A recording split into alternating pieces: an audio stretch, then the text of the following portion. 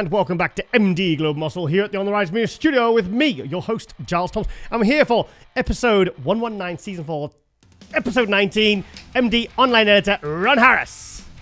Yay, where's the Kermit thing? No? Yay! Yeah, okay, cool. Hey, Giles. Ron. Kaleem in the background? Yep, Kaleem's there in the background doing his thing. Right, mate, I just want to get you off this intro because obviously there's been a huge amount going on in the last week. So I just want to go over a few sort of the biggest news topics and to open the show, mate. So over to you. Yeah, so you were over at the Europa Pro in Alicante. And unfortunately, we have to start with bad news. I think it's only appropriate when someone passes that we honor that their life, at least by giving them that. Her name was Alina Kostinova. She was a from the Czech Republic, female bodybuilder, 46 years old, married, had a child, and I believe she passed away the night before she was going to compete, which is, wow, I mean, tragic, ironic, so many things. And my heart goes out to her friends, her obviously her husband, her child, everyone who knew her and loved her. 46. Are you 46 yet, Giles? No, right? Cheeky. No, I'm 45. 45. Okay, I mean, it's young. It's very young. Yeah. I mean, it's too soon, and yeah, you know, thoughts and prayers to all who knew her. That's all. But let's move on to Alicante because you were there. You were actually the host of the live stream, the pay-per-view. Yeah. So have you done that before, or was this the first time? Well, I've emceed shows on stage, but I've never done the live stream commentary. So Emilio Martinez, the IFBB Pro Spain organizer, we've built up a good relationship over the last couple of years because last year he hosted the Olympia All-Star Tour I organized with Brandon Curry because we did 3 countries in 7 days. We did UK, Spain, Portugal. And I mean, Spain and Portugal just completely blew us away in terms of their hospitality. Emilio really went above and beyond. I mean, just the trouble they went to go to, you know, to really making us feel welcome. And Brandon was like really impressed. So I really appreciate that. And I've just had a good kind of reciprocal relationship with Emilio since. So he asked me, he said, look, would you do the live stream commentary? And I was like, I'd absolutely love to. Yeah. It's, but and when I got there, because the venue, oh my God, the venue was incredible. I mean, it was, did you see all the MPC Worldwide LED lights going right round the inside of the venue? Yeah, the staging and the lighting and everything was just like a rock concert. They really put some money and effort into it. They had lasers and smoke, and it's funny because they had a couple of things like firing up, and I thought, oh, is that like an effect, not like a laser effect? And then all of a sudden, one of the photographers was by the side, and because it goes in very sort of spontaneous bursts, and he actually jumped back because I was like, shit, that is actual real flames. That's real flames. So, oh my gosh. Yeah, but it was amazing. So we got in on the Friday. The amateur, I think they had a regional on the Thursday. Friday and Saturday was all the amateur. And then Sunday was all the pro. So obviously I was watching bits of the amateur and everything. And sorry, you're asking about the live stream. Yes, and I got there. The show started at 10:30 and it finished about 11:30. And I did the whole show. Wow. I did the entire show because I thought, do you know what? I don't want to do this category and skip that one because it's not really fair. And even though I've got a huge interest in men's physique or whatever, I gave it my best shot. So I was talking for 12 hours straight. Wow. Did you have a co-host or was it just you? Well, do you remember my old boss, John Citrone, bodybuilding legend, compete with Arnold?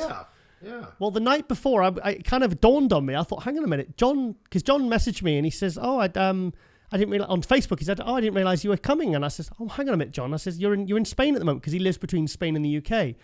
So, and I said, John, would you join me in on some of the live stream? And he said, oh, I'd absolutely love to. And I said, look, I'll get you a VIP pass. I'll get you a pass. So he came in on the classic. Because John started competing in 1961. He finished in 2006. So he was competing for 45 years. And I said to him afterwards, we did a little video, I said, John, who better to get on for the classic than you? And he said, well, actually, Giles, I was pre-classic. he said he was prehistoric. Yeah. But so it came. So basically, and it was funny because we didn't have headsets on; we just had normal mics. So it was and it was so noisy in there. But I was thinking, is anybody hearing this? Because I thought I was going to be in some soundproof booth with headphones, and And I was thinking, is this mic even picking up? So even the first few hours, I was messaging on the group chat saying, guys, you here now? Like, yeah, you're doing a great job. And I was like, oh, okay. And then for the, originally, Lauren Lotter from Buff Bombshell show, I asked her, please come in on the bikini and the fitness, because that's your area of expertise. Yes. And she was so good on it. And I think she joined me for one of the male classes. And I said, she just kept standing behind me after each category. And I said, Lauren, just please sit down again. I said, it's better with the two of us. It's better having that back and forth. So she stayed for the whole show, and we had an absolute blast. And I got some great feedback, and it was an amazing experience, mate. It really was. And what a show. Yeah. So I guess I'm curious about the open men, because that would be the category I would have been most interested in. So obviously Nathan won, and that was Nathan's first show since fall of 2019 when he won the Monsters M Pro in Korea. So how did Nathan look? Did he look as good as before? Worse? Better? I'll be honest, I wasn't expecting him to look as good as he did, because I knew he got to Q8 late, and he was saying, I've only doing a 4-week prep, and I was thinking, you can't do it in 4 weeks. It's impossible. That's bollocks. Yeah, I said to him, because he was messaging me, because I said something on the live stream, and he started texting me after the judge. He says, no, Giles. He said, this is a 4-week prep. He said, I could read the message, actually. He said, I've cut out Mackey's and kebabs, meaning McDonald's. That's like Liverpool. He said, I cut out me Mackey's. No, that's Scouse, isn't it? He said, yeah, I cut out my Mackey's and my kebabs at 6 weeks out. And he says, and then I just did a 4-week prep. And I was like, mate, I says, you've blown my mind. You've absolutely blown my mind. So to come in a show that big, going up against such big names, and to win, and Rowley was kind of back to almost his biggest. So to see him hitting his front lat spread next to Rowley and kind of looking wider than Rowley, it was incredible. So I was absolutely in shock when Nathan walked out. I've got to be honest.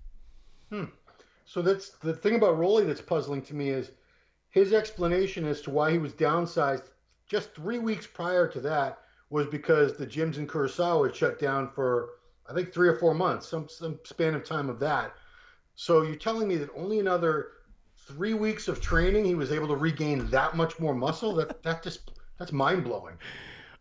Ron, to be honest, I wanted to, because I think if we say based upon the best version of Rowley, like 2018 Olympia Night Show, if he was 50% at Chicago, I was really hoping and I was praying that we would see like in at least a 75%. But I thought maybe if we pulls a miracle, we could bring that. But he didn't. He brought, I think, 85% of the size that we're used to seeing from Rowley from kind of 2016 to 2018, when he was kind of at his biggest, really. And I thought, I was like a lot of people, I thought, nah, he's not going to be able to regain that. He's on the slide. He's had a couple of years away. He's not going to be able to regain that kind of, the momentum he's lost. And he did it, mate. As soon as he came out, he walked out, and I was like, fingers crossed. And I looked at his arms, and I thought, okay, when he walked on by the side, I thought the arms are looking fuller. I could see the veins popping on his triceps, and we saw the pictures on Instagram. And then he just came on because he opens up really slowly. And where in Chicago he opened up and then it stopped, he just kept expanding. And I was just like, and I remember, I'll have to go watch the live stream, but you can hear my commentary, me going crazy, going, yeah, Rowley's back. It was just, I was just so happy, and I thought I was so happy for him, Because imagine if he'd have come to this show and got like a 4th or a 5th, beaten by guys who arguably aren't in his league when he's at his best. Yeah. So how close was it between him and Nathan? Nathan was a clear winner from what you could see the whole time? Well, with the points, yes. With the judging, he had straight first. Rowley was straight second. Okay. But that's encouraging, because we still have, as we're speaking, almost, I think 5.5 weeks to the Arnold, and 7.5 weeks. Wait, 5.5. I'm all messed up. We have time. He has more time to get 100% of the size back, because I did a little review with Jose, and he had just seen pictures and a couple videos. He thought Rowley was definitely bigger than he was in Chicago, for sure, noticeably bigger, but not as conditioned. But it was like a rush where he was trying to pile on the size. He was probably eating like a freaking horse. So now he has time to regain the muscle and get that condition back, because I'm trying to think who could possibly push Rami this year, and it's a short list of guys, and I think Rowley at his very best, he could be one of those. So Come on, Rolly, make it happen. I don't know whether Rulli was. I think Rulli was in very good condition. I just think the lighting wasn't quite as complimentary. If you look at the high res shots, his condition was very, very good on the weekend, but it looked like he'd slapped on 20 pounds regained 20 pounds of muscle. So for that reason, I think his condition was as good because he was in good nick. Okay. So was third place Vlad or Tim Budasheim? Tim Budasheim. Tim Budasheim, and that was another. You called that one. Yeah, you said your top four, and I think you actually called it in order, and that's what it ended up being. Was Nathan, Rolly, Tim, and Vlad. So Tim just didn't get enough points for the Olympia, I'm guessing. No. But how do you look? How do you rate Tim? He looked better than Portugal. Because in Portugal, how he always looks. Tim always looks impressive. But for me, when I watched the live stream look close, you could see he was holding a film of water based compared to what I saw at 2017 San Marino when he was fourth behind Brandon, Hadi, and Cedric. But he was sharper for this. He was better. He was much better. I said, I feel like there's 2 or 3 contests going on here. You've got Nathan versus Rulli, like I said in the preview. And then you've got Tim versus Vlad, and then kind of everybody. And you've got like kind of Theo and all the other guys. And that's exactly what happened. But Tim looked really good. Secretly, I was rooting a little bit for Vlad because obviously I've been hyping this guy and he's in this episode as well. So I've been really hyping him. I was really hoping he would get a third, or like I said, if Rulli had come in off, he would have beat guys like Rulli if they'd have come in really off. But it was. So Tim, actually got Tim on next episode of Global, hopefully. Fingers crossed. And because there's another guy is kind of underrated. I wouldn't say underrated, but he probably deserves more publicity than he's getting because he is really good. I guarantee you 90% of the Americans watching this are like, Tim Budasheim, who's that? Wow. Never heard of him. Or maybe they've heard the name, but they have no idea what he looks like. I only have I've seen him before. Now I can kind of picture him, but I forget all about these guys that don't come over to the shows in the States and compete. They kind of get lost in the shuffle sometimes, unfortunately, until you get to the Olympia. But by then, you've had the guys that were in the New York Pro, the Chicago Pro, the Tampa Pro, all these other shows. That's where the main majority of the coverage is. So unfortunately, they get a lot more hype going in. But tell me about Vlad, because we had obviously 2 new. Nathan wasn't qualified for the Olympia until this. Neither was Rolly. But you said Vlad, before we started recording, Vlad is now qualified for the Olympia, Mr. Olympia? Yep. Well, if you actually, because I'm going to put the Nathan interview after this one now. The team, Ahmed Askar's team is Vlad, Nathan, and Rulli. And Nathan told me that the plan was Rulli was going to go to Chicago, win that, qualify there. And that's why Nathan stayed away from Chicago. The plan was for everyone to stay away from Portugal so Vlad can go and win that. And then the idea was that Nathan was going to go and win Spain. So all 3 guys could qualify. Coming into this show, none of them were qualified. But because of this show, because the first 2 are qualified, Nathan and Rulli, and Vlad's now getting enough points, all 3 team members after the show were now qualified. So, wow. So he must have knocked out. I have to go to the MrOlympia.com website, but the 3-point leaders were all Egyptians. It was Hassan Mustafa, Mohammed Shaban, and Mohammed El Elam. So one of those guys isn't going to the Olympia now, I'm guessing.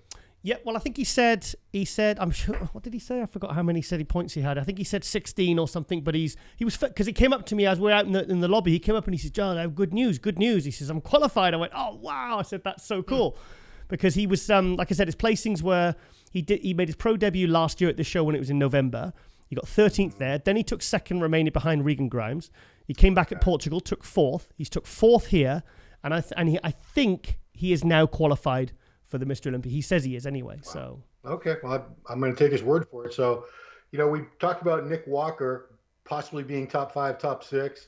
And last time we talked, we kind of jokingly referred to Vlad as the European, or let's be more specific, the Russian Nick Walker. How do you think he compares to Nick? I mean, if side by side, have you seen Nick compete yet? No, not in the flesh. You've seen Vlad several times now in person. Yeah, well, once on stage. Okay, but how do you think they're going to compare? Who do you think would theoretically beat the other? Vlad will be bigger and harder, but Nick will beat him. Okay. Nick's just too freaky right now. I think he is another year or 2 ahead of where Vlad could be. Yeah. Well, I mean, that makes sense because Nick is 26 and Vlad's 24. 25 now. So 25. 25. Okay. I mean, he's a little younger. Yeah. I mean, if he's that good at 25, he just turned 25. Can you imagine Oh. by the time he's like 28, 30, he'll be, world beating. I'm going to say it now, though. Andrea Presti, and I believe Andrea Presti and Vlad, I think will be in the conversation for being the best conditioned athletes at the Mr Olympia in the Open. Wow. That is my prediction. Even if they don't make top 6 or maybe even top 10, potentially. I'm not saying they can't, but I'm telling you they will be in the conversation for being the best condition because they will be in 100% condition. Yeah, and people are going to be puzzled because they're going to, if that happens, if that comes to pass, and I don't doubt that it will. Some fans are going to be scratching their head saying, "I don't get it. These guys were just shredded beyond belief. They were in much better condition than a lot of the guys in the top 10. Why aren't they in the top 10?" And it's a total package contest, guys. Mr. Olympia is such a tough show. You could be last place in the Olympia and by yourself look so good that most people would see that picture and go, "That guy should be Mr. Olympia." Yep. And that's the guy who's 20th, 22nd place. We've seen it. Yeah, I've seen it before. Let's talk Texas. Oh, hang on a minute. Do you obviously were you as surprised as I was to see Zach Kahn back? Yes. Not the Zach I remember. He still looked, very respectable, but that's not the. I've never seen Zach look as good as a pro as he did when he turned pro. Yeah. Man, I mean, so much potential, so much size. That round, he kind of reminded me in a lot of ways of Dennis James in his prime. Yes. Just massive and round and thick, rugged build to him. Yeah, I mean, I was only going by a couple pictures and stuff.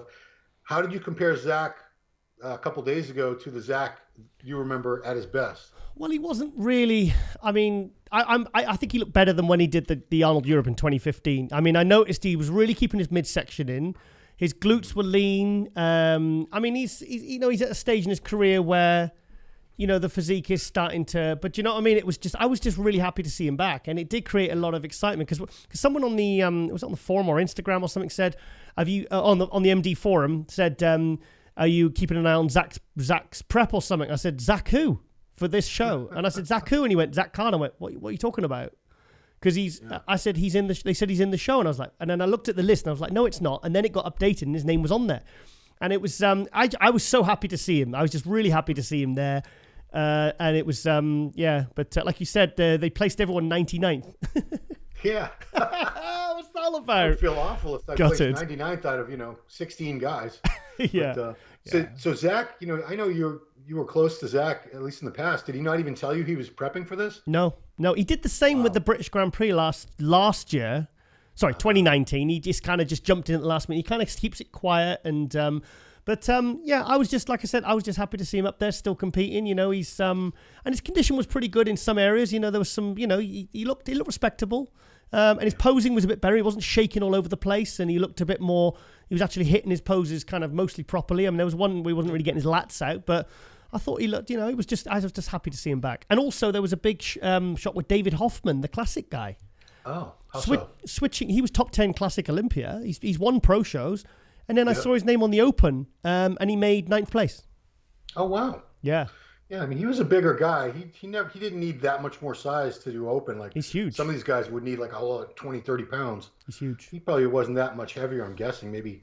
What would you think? How much heavier? Oh, guys, I don't know. I don't know. But he wasn't quite as crisp as when he was a classic. And also, two other guys I want to quickly mention before we move on to Texas was Theo Lageria was absolute best I've seen him. And I'm telling you, watch out for this guy, because I'm telling you, this guy is another guy that's very under-talked about, because his posing routine was fantastic. His condition, his tan, he really brought the best version that he could actually bring. Because with this show, everything happened that I wanted to happen. I wanted Rolly to be bigger. I wanted Nathan to be looking like the Nathan, that we want him to be, rather than sort of coming in off. I wanted Vlad to be, get a good look in and get good comparisons. And also there was one thing I really have to go and study the pictures, but there's a Czech Republic bodybuilder called Pavel Baran. He got 13th, and I have no idea why. The only thing that really lacked on his physique was his back. But aside from that, he was very impressive, and because he was 4th at the EVL Prague in 2018. But I'm telling you what, this guy, I don't understand why he got placed so low, because he looked super impressive from where I was sitting. Hmm. It happens sometimes, Good example, Phil Clahar at the God, yes. Chicago Pro. Yeah. He was third call out.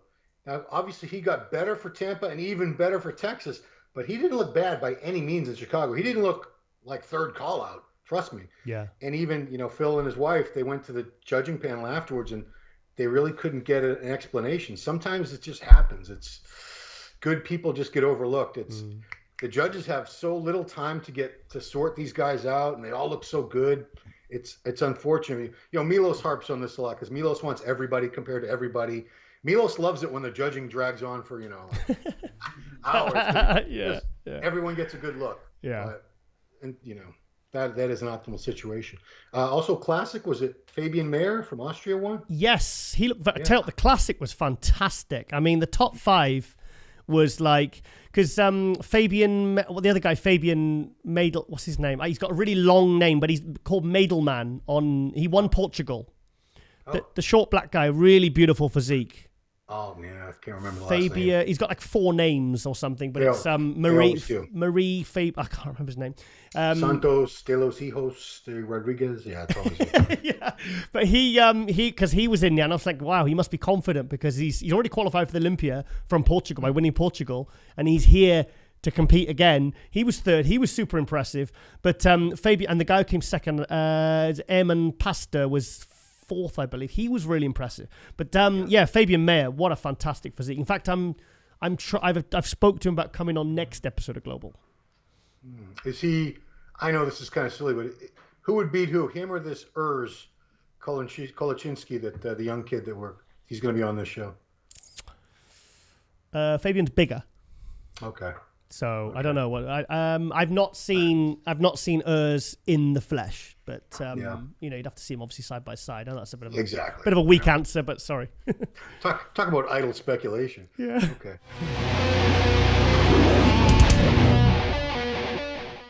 And welcome back to MD Global Muscle here at the On the Rise Media Studio with me, your host Giles Thomas, and we're joined Vlad the Impaler, Vlad Suhoruchko. Hi guys. Vlad, how you doing, mate? Thank you, because I got you very short notice there, but thank you so much for coming on, mate, because finally I saw you on stage in the flesh on the weekend. I am very impressed, mate. How do you feel? I feel good, but if you ask me about happy, I'm about my place. I'm not happy, but just about results of in the end, like before Olympia, before points, I'm happy because I have qualification. Only about this I'm happy. Yeah. But about place, I like plan for this competition was different. So, I mean, obviously we spoke after the show, and I mean, I was just happy that you definitely have enough points to qualify for the Mr Olympia. Yeah, you know this, and just 1 point from another guy. Okay. I have 16. Yeah. 16 have also this Hassan Mustafa, and 15 have Mohammed Al-Mam. Right. So you're definitely 100% in. Yeah. This is sure. Oh. This is for sure. Mate, so come on, you don't look very happy. You should be. No, I'm happy, but first, I'm excited also, but first, this important thing, this now what I have in my head, this is getting visa. Oh, right, you know, okay.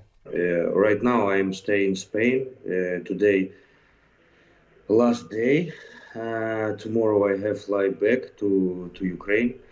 And I will start make my visa soon as possible, and that's why I understand that this will be not easy process, but it's not easy procedure, and I must to make it.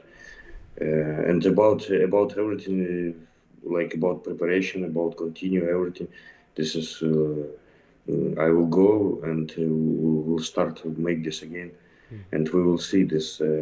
Or I will go to Kuwait or to Abu Dhabi Right. when we went last time.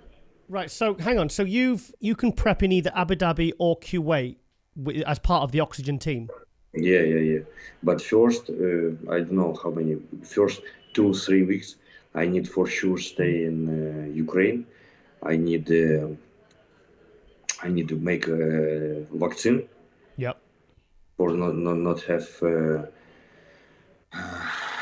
not have any problem with flights or with getting visa, because this is also now important. Right. Well, I think you've got you got like 8 weeks now to kind of get it all kind of organized. Yes, I will continue everything. Like um,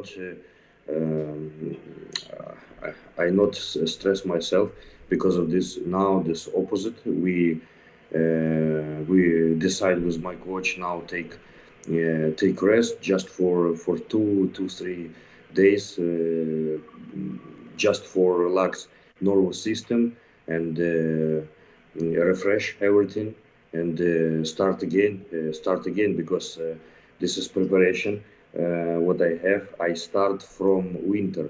I start from January. Oh, shit. Okay.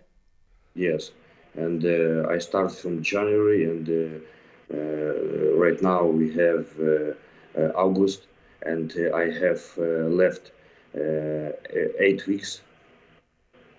Yeah. And yeah, that's why now this is important thing, and this is reason why we decide to make like this.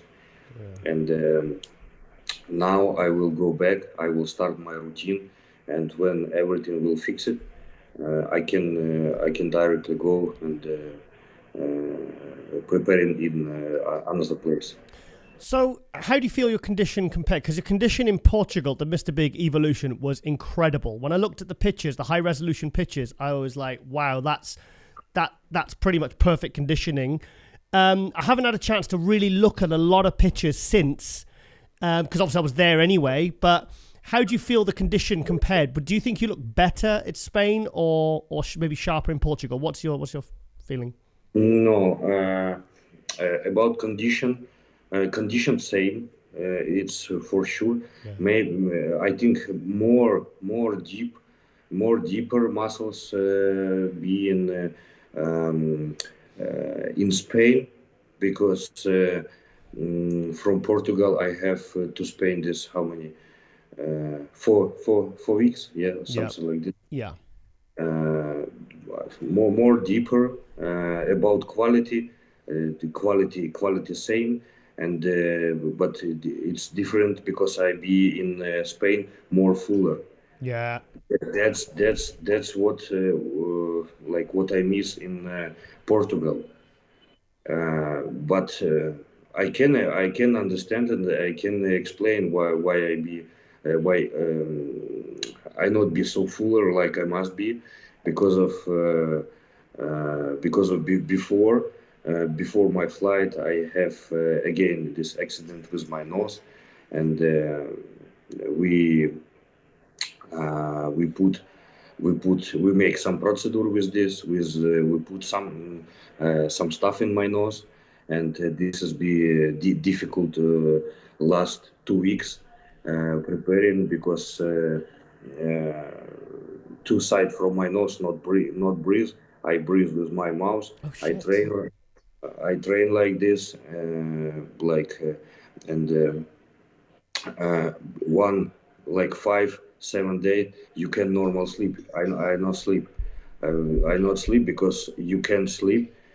Your breathe with your mouth, and everything inside get dry, like your tongue, your everything, and this is not possible. You not have normal recovery, but you must continue make everything. You must you can't stop. That's why everything going like must go, and but happened what happened. I must continue. I must fight. I must make everything like I must and I proud and about myself, and I am really I can say this honestly, because this last 2 weeks has been really so shit for me, and of course your body showing this. If you have so good condition, you have so good shape, and something going not like with your plan, not like you always make this. It's a little bit difficult, but anyway, I'm happy about my shape. Shape was good, and everything was good. Just maybe because of last days more stressful, because before flight this again happened, and again I need to make this procedure, and now this we are fixed. Everything is good now. I have recovery after this, and everything is good now. So what's causing this issue with your nose? Have you got any ideas? This is, I think, many people, many bodybuilder will understand me. Your nose start bleeding because we have this some part, how this called in English, like vein, yes, or here in nose. The bridge of the nose, isn't it? Yes. Yeah, exactly.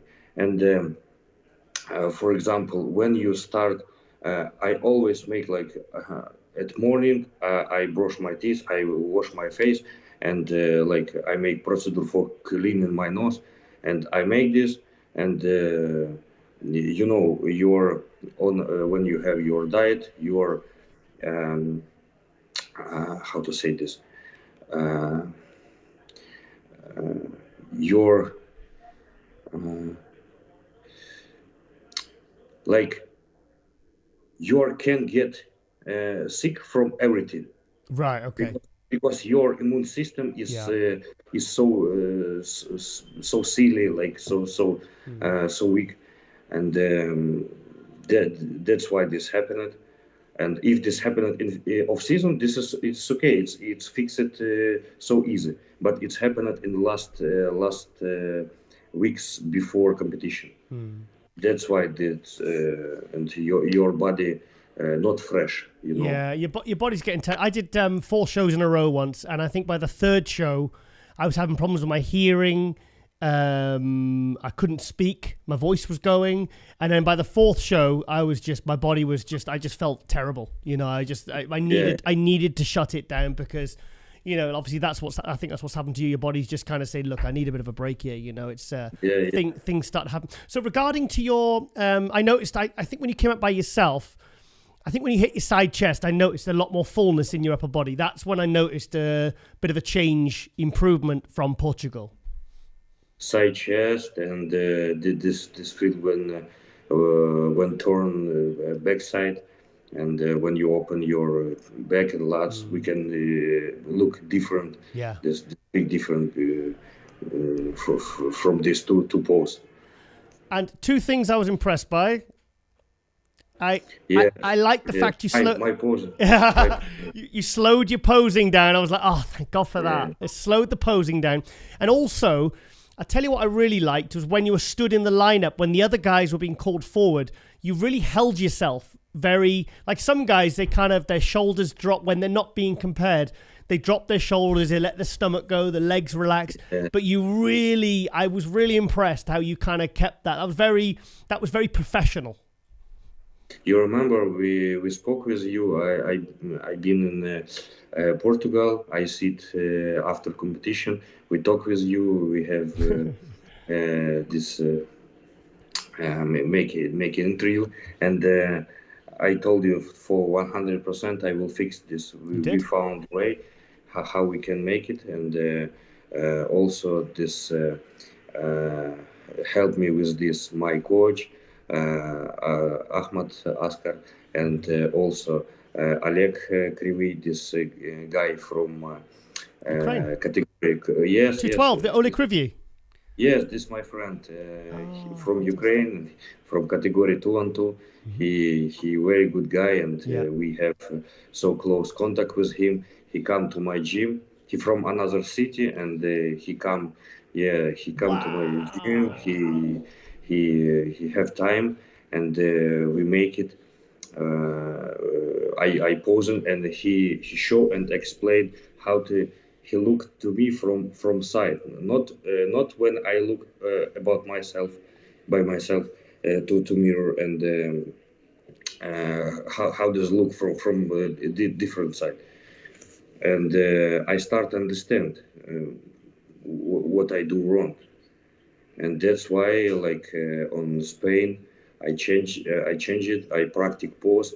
I listen. I learn what he told to me, what Oscar told to me, and now much better. And I will practice more. What is and also this so important moment now. This when you relax your stomach. Yeah. This also this is so important moment for everyone. Because if you can't control this, you will lose. You will go to backline. Exactly. And you know what? I mean, already in such a... I mean, you've not even been pro a year yet. I mean, your pro debut was at this event, but when it was held in November last year. So you've been 13th here. Then you went to 2nd in Romania behind Regan Grimes. Then you took 4th in Portugal and 4th here. So, and already you're looking like a really polished professional. And that's a very good thing. Yeah. That's why, I learn everything make professional with training, with food, with every moment like this. What is really important. Mm-hmm. But about posing, I always make by myself, and I know what this not was perfect, but this good what I have this experience, I think, in Portugal, and right now I can understand what I need and how I must to make it. Yeah. And we'll improve this more and more. So when I first saw you at the venue, when you came in, and you said you were very happy because I think, was this the first time you had your coach Ahmed Askar with you? Yeah. I'm also this is big difference when your coach with you, and you don't need think about anything. You really machine. You're focused. You're not stressful because of something. Maybe you forget something, or you miss something, or you think because you must send always video or picture, and video and picture, this is different. This not on live when someone can see you and check you. That's why this time it's first time be so perfect. Not easier. So easy for mind. Yeah, exactly. It helps you relax, so you can just literally just disengage your mind and just let them make all the decisions. So what was it like? Because I mean, obviously part of the Oxygen crew, you're with two of your team members, Nathan De Asha and Ruli Winkler. What was that like, competing against them, traveling with them? What was it like? Yeah, and also for me, this moment was so important because first time I come to Kuwait, and in Kuwait was Nathan. This first guy to who I meet last year when you start, when the first time you went over, you remember you saying in the first interview you were training with Nathan. Yeah, I just took my pro card and I come and I've been with him, and I don't know who this person. I just know he's bodybuilder, and I don't know. We start communicate with him, and more we found same topic for speaking, and be more closer, and I can say really he's a good guy. He helped me with many things, and he explained me many things. This information what I can get from someone, because he can say this honestly, how this on real life. Yeah. See, about many points. I mean, we interviewed Nathan earlier today for this episode, and he said the plan was, he says, Rowley was going to go to Chicago, win Chicago, so that's why Nathan didn't do Chicago. The goal was for you to win Portugal. That's why he didn't go and do Portugal, and then he was going to go win Spain. Yeah. So I couldn't believe that, and it was like, wow, you're really, really working as a team here. Yes, exactly. For everyone, we have a plan. Like it's great. Oscar decide how to make it. Like because first important things that's everyone from team have qualification to Olympia. That's first important things. Yeah. What he said to me, like, and for example, yeah, it's you said this correct. Ruli must win before it's Tampa. Nathan come to this Spain. Mm-hmm. I must win to Portugal. Yeah, that was be plan like this. That's great. And you see how this happened. It's all over the place, but we taught three people from team not have qualification and come for one competition. Yeah. And from one competition, we get 3 qualifications. Yes, yeah. First and second by Nathan Rowley getting top 2, because obviously with the NPC European was top 2. And then now we're getting 4th. You got enough points. So it all worked out in the end. Yes. So, exactly. And look, Ahmad Vardani also have qualification. Ashkanani have qualification. And where did Ashkanani qualify? Ashkanani top 5. Oh, 5th, because he was 5th last year, so he qualified. Right, okay. Yeah. Okay. And Brandon have qualification. Wow, of course. He's kind of got lifetime qualification. Yeah, Mr. O. You get a Sandow. You get a Sandow. You're qualified for life. Yeah. Fantastic. So I saw you obviously training with Ruli in the lead up. What was that like? Yes. This. When I start say this, everyone start laughing, because he told me we will train with you legs. It's second, I think the second workout here when I come to Abu Dhabi and be with him. Mm-hmm. Like I say, okay. Like we will not train heavy because we have just 2 weeks, 1.5 weeks before show. Mm-hmm. I say, okay, yes, this is good. I follow you what you will say, and we will make. He start train like, this system. Like he say just for pump, just for nothing more, just for pump. 25 reps. With heavy weights, with weight, I think this in off season I not train legs like this. Wow. Yeah. I've heard Rowley trains like a maniac. I've heard John De La Rosa said once. He says we were throwing to the gym and Rowley said he had a bad knee. He says I'm gonna have to really back off on legs today. And he said half an hour in, he was squatting 600 pounds. He says, yeah, I'm not feeling too good. I'm gonna leave it at 600. They said I've seen Rowley train. I filmed him when he was in Rotterdam back in 2011, and I just couldn't believe the endurance and the strength and the intensity, and it's just the volume. I mean, the trainer there, Sybil at the time, she threw everything at him, and he just eats it up. Yes. Good. And she also told about him what he is like. He is really bull. He's what, sorry? He is really CB, this grandma coach for him. She coaching him before. Yep. She told him he like a bull. Like a bull. Yeah. Wow. And I can say this. Atmosphere inside team.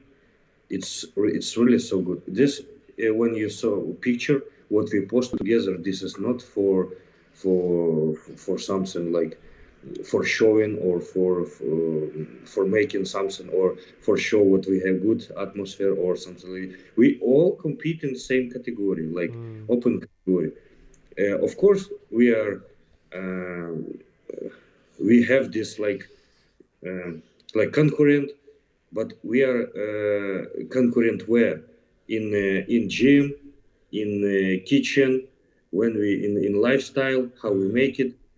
But we are friends first. We are friends. We have good normal this friendship, and this is more important. Really, this atmosphere is really good. Everyone will help you. Everyone will give you some advice if you need, and if you need something, try really make everything just for you. You not miss nothing. That's amazing to hear. Three guys that are actually competing against each other in the same, not just in the same category, but the same show.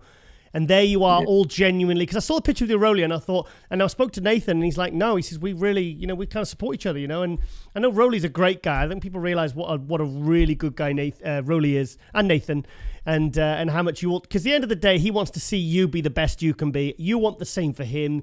And I just think it's because it kind of, the better you are, the better it'll push Rolly and more it push Nathan, you know. So, and it's good for you to be in that same environment because you can be in that kind of that intense environment where you all kind of just push each other.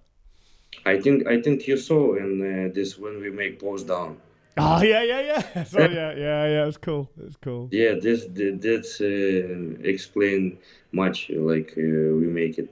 Yeah. And I can say about Ruli, he really many people talk about him before, what he lost much, and he time for Ruli is finished or something like that. But I won't say now to everyone who will look at this interview, and believe me, I saw everything. I saw how he made it, how his eyes have fire, and he make everything for 100%. Really, it's not like, and he look how he changed it. Yeah, look how he changed it. And unbelievable. It's really from this last competition to Spain. This is so big difference. I was just so happy when he came out. I was like, fingers crossed, and then he came out, and then he just opened up, and I was like, yeah, Rolly's back. The super freak is back. I mean, I was just it was so exciting to see him because, like I said, we all wanted it. I was so heartbroken after Chicago, and I was like, I just thought this is going to devastate him, but he really fought, and he came back, and now I think he's coming back to the Ruli that we all know and love. Yes. I saw him every day. Like we train together, we posing together, we are eat together, we go to somewhere together, and I can say he is so professional bodybuilder, like he good bodybuilder, and he also a good person, really good person, and I am so happy, and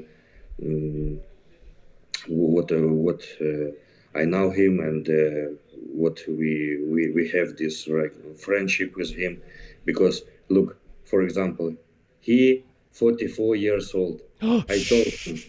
Don't say that. 34 years. I told him, you like my father. And he started. Oh, but 25, 44. Rolly Winkler could be your dad. Yes, so, and he started. He started laughing. Yeah. Exactly. Really. Because, and also he said like, okay, son. He have kids. He have son, 22 years old. It's like me. I'm 25. Yeah. So what's the best advice he's given you? He this what I remember. When he saw me, like when we posing, I remember this is good what he said. When this not first time, it's I don't remember which workout we make, but after we start posing, you say me, Vlad, you're really dangerous. You're from back, believe me, you're dangerous. Yeah. This and he also told me like he start bodybuilding so he, later than me. He start 28, something like this, or 29. He start make bodybuilding, I start make my bodybuilder in 18 years, and now 25, and I compete together with him. And you know this for me, um, this this mean a lot, because before I look always to magazine. I watch many video with him, and like I can imagine what one day I will be together with him in one team, or train together, or like have this friendship with him. I can't imagine this. And so then, are you excited for your first Mr. Olympia, mate, in October? yeah, of course, of course. I'm so maybe now I understand this this information more normally, more slowly, yeah. But when I at night, I told before I told you when competition is finished, I told you about what maybe I will have. I check this like points, how many I have, and I think I have qualification. Many people told me like I have qualification, but I not be sure for 100%, because I not be sure what Arnold Classic can give you points for this year, for 2021. Yep. Or it will be for 2022. And right now I understand what this will be for, if give points for next year, next Olympia. Man, what a year it's been, mate. It's your first year, and you're already going to the Olympia, and it's yeah, it's really exciting, man. And it was really good to finally meet you as well, because it was nice to kind of, it was a really nice surprise to see all you guys and meet you face to face. And yeah, it was an amazing trip, and I hope you enjoyed competing in Spain, as with all your teammates, and yeah, of course, exciting, yeah, good experience. Because I'm so excited. Was before, and for me this was important moment, because my coach was here near me, and Nathan and Truly, this athletes, this is guy from my team with who I together train. I must show also. I have plan for what I must show for my. I have also plan which place I must get, and I must show my level. Yes. I'm going to make a prediction. I'm going to say that you and Andrea Presti are going to have the best condition in the Mr. Olympia. Yeah? Yeah. I'm saying it now. I've said it. We'll see. We'll see. I honestly, I don't think anyone could be better conditioned than you and Andrea Presti. That's how I think it will go this year. I think you two are going to be in the conversation of being the best conditioned athletes in the entire, well, certainly in the Open Mr. Olympia. Yes, we will. I will make everything for this. This. If before I make everything for competition, forget qualification. But now this is so important moment. This is so important competition right now from all my life. Yeah, will be. That's why I so excited about this, and I will show everything, and make everything not for 100%, for 200%. I know myself. I believe you, mate. I believe you, because the thing is, you've delivered. You've delivered on your promises every single time so far. So you've delivered on that, and yeah, I'm really excited. I was really, really happy when you said you had enough points for the Olympia. I was like, yes, this is really good news, exciting news, and it's before you told me after Portugal, you're sure about what I will have qualification for this year. You remember? Yep, I remember. Yes, and you was right. Yeah, well, yeah. Well, you're awesome, mate. So, all right, and I like the way you changed your Instagram, Impaler. Yes, so yes. The nickname stuck. Yeah, that's cool. That's cool. It's because of you. You called me this first time like this. Yeah. Yeah, And this, fantastic. I like this. Yes, it's good. It's cool, mate. It's cool. And I shouldn't say this, but I've actually written about you in next issue of MD as well. So you can check that out. I put something funny in there as well, which I think you'll like. So, all right then, Vlad. Well, fantastic, mate. Keep up the great work. Keep pushing. Keep working. And you're just going to continue to rise now. And I think your name's on the map now. And you've proven yourself, unbelievably this year that you've arrived now. And I think, like I said, you're on people's radar now. So, all right then, mate. I'll let you go. Enjoy the rest of Spain and get home safe and get your visa sorted and get it all sorted. And we'll see you on stage at the Mr Olympia in October, mate. Thank you so much. Thank you. We'll see for sure. Good man. All right then, Vlad. Take care, and I'll speak to you very soon. Thank you so much. All right. Cheers, buddy. Bye-bye. Bye. And welcome back to MD Global Muscle here at the On the Rise Media Studio with me, your host, Giles Thomas. And we're joined by the new Tampa Classic champion, Urs Kalecinski. Hey, cool that I'm in. So nice to meet you guys, and let's have a cool interview. Yeah, nice to... please tell me I got your name right. I know I kind of discussed it beforehand, but did I get it correct? Yeah, perfect. Urs is, the right pronouncing. Good. Well, firstly, a huge congratulations for your big win. I think I think you've sent shockwaves through the industry because are you still 21 years old? No, I turned 23. Oh, okay. It was a little bit, yeah. Oh, okay. It was a little bit. There were some rumors in the industry right now because of my age. It was 21 where I turned pro. Okay. Yeah, I took a year off and then did my first pro season this year. So yeah, with 21 I turned pro, and now with 23 we go into the big dance to the Olympia this year. I mean, crazy. I think even if you're under 30 and you're going to the Olympia, I mean, that is pretty huge. When you consider how to get to that level of development. I mean, like if you go to the Open, a lot of the guys are late 30s, even in their 40s, and now you've come along, and people like yourself, like Nick Walker, and these guys in their 20s, Regan Grimes, Vlad Suhoruchko, 23 years old and going to the Olympia. How does that feel?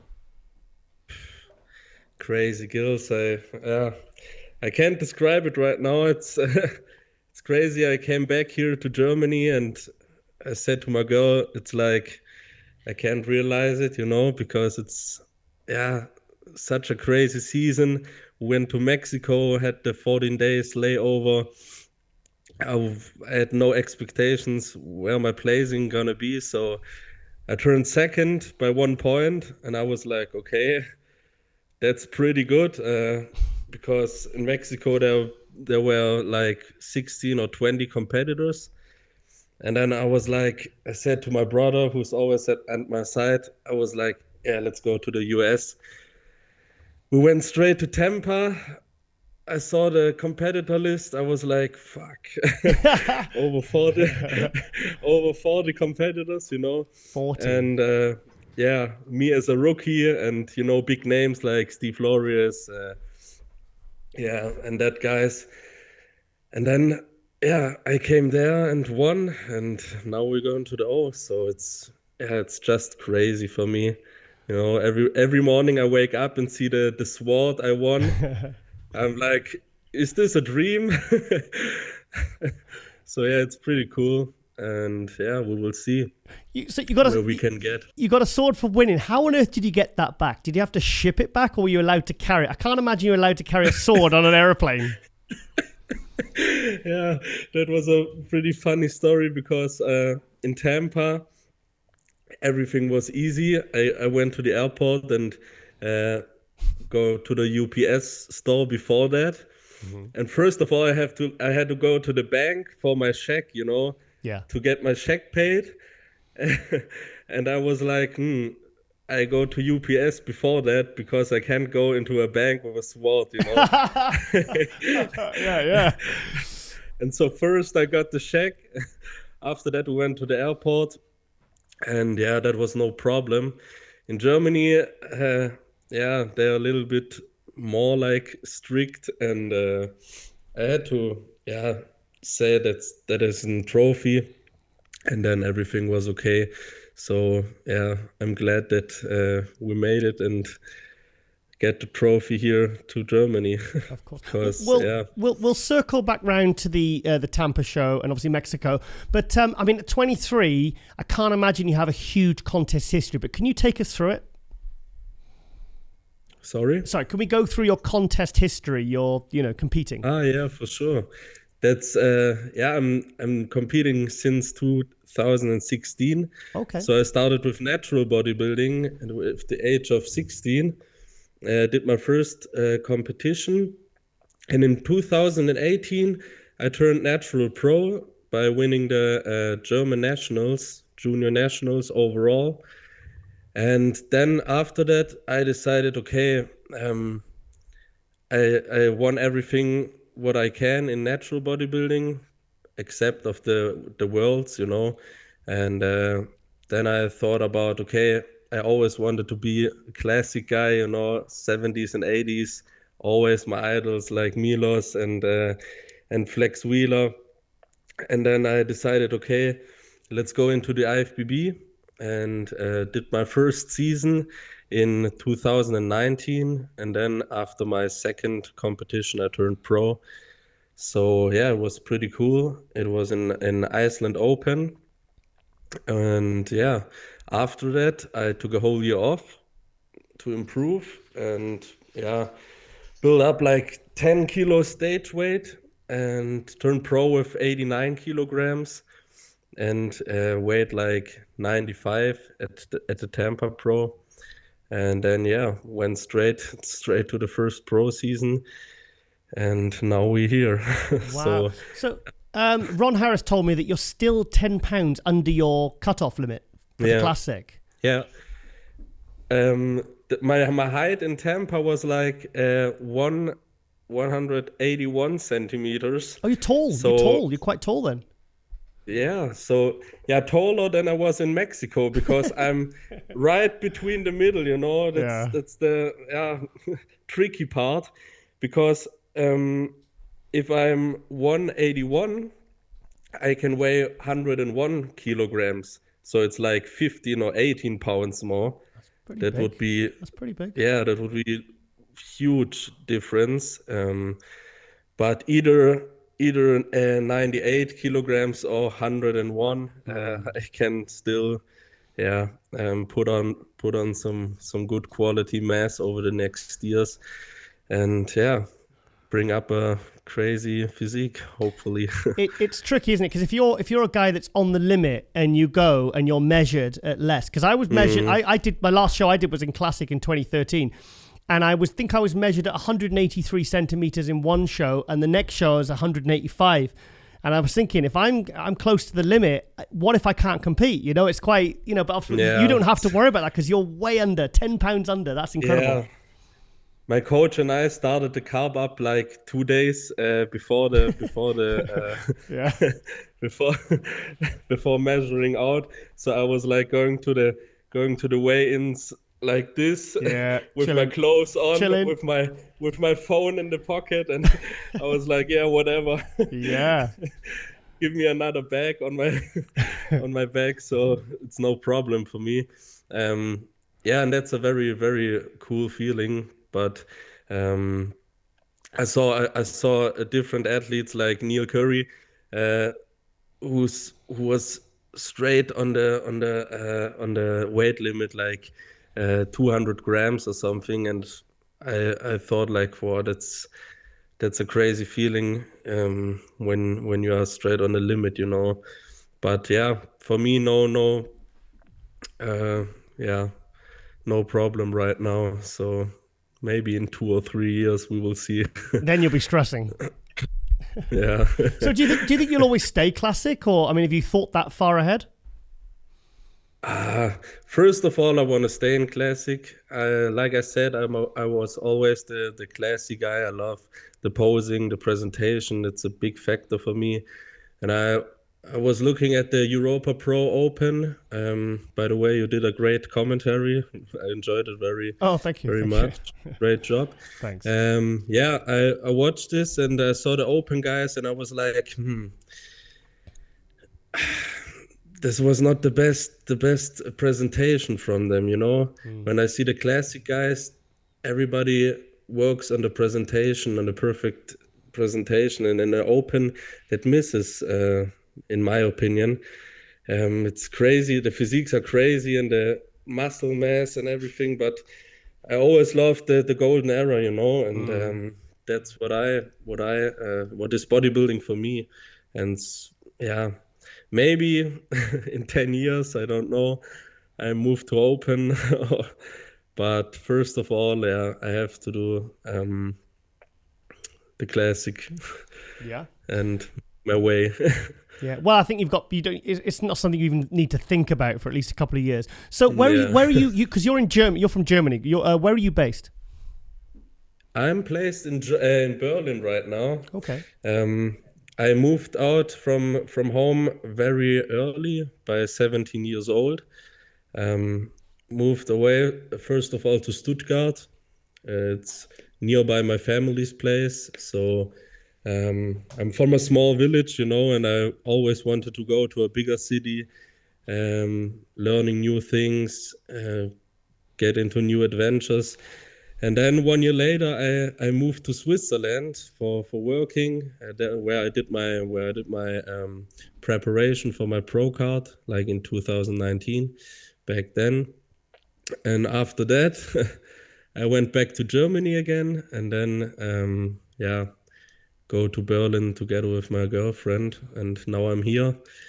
Maybe planning to go to the US in the next years, but okay. Yeah, we will see. We will see. It's a crazy time right now, and yeah, you know, I was like the first where I was in Tampa, and I enjoyed it very much. It's a different sport there, you know. It's like in Germany it's more a subculture, and in the US it's a big sport, and everybody is into that different. So I'm thinking, at 23, you can do what you want. I mean, really, you can move anywhere.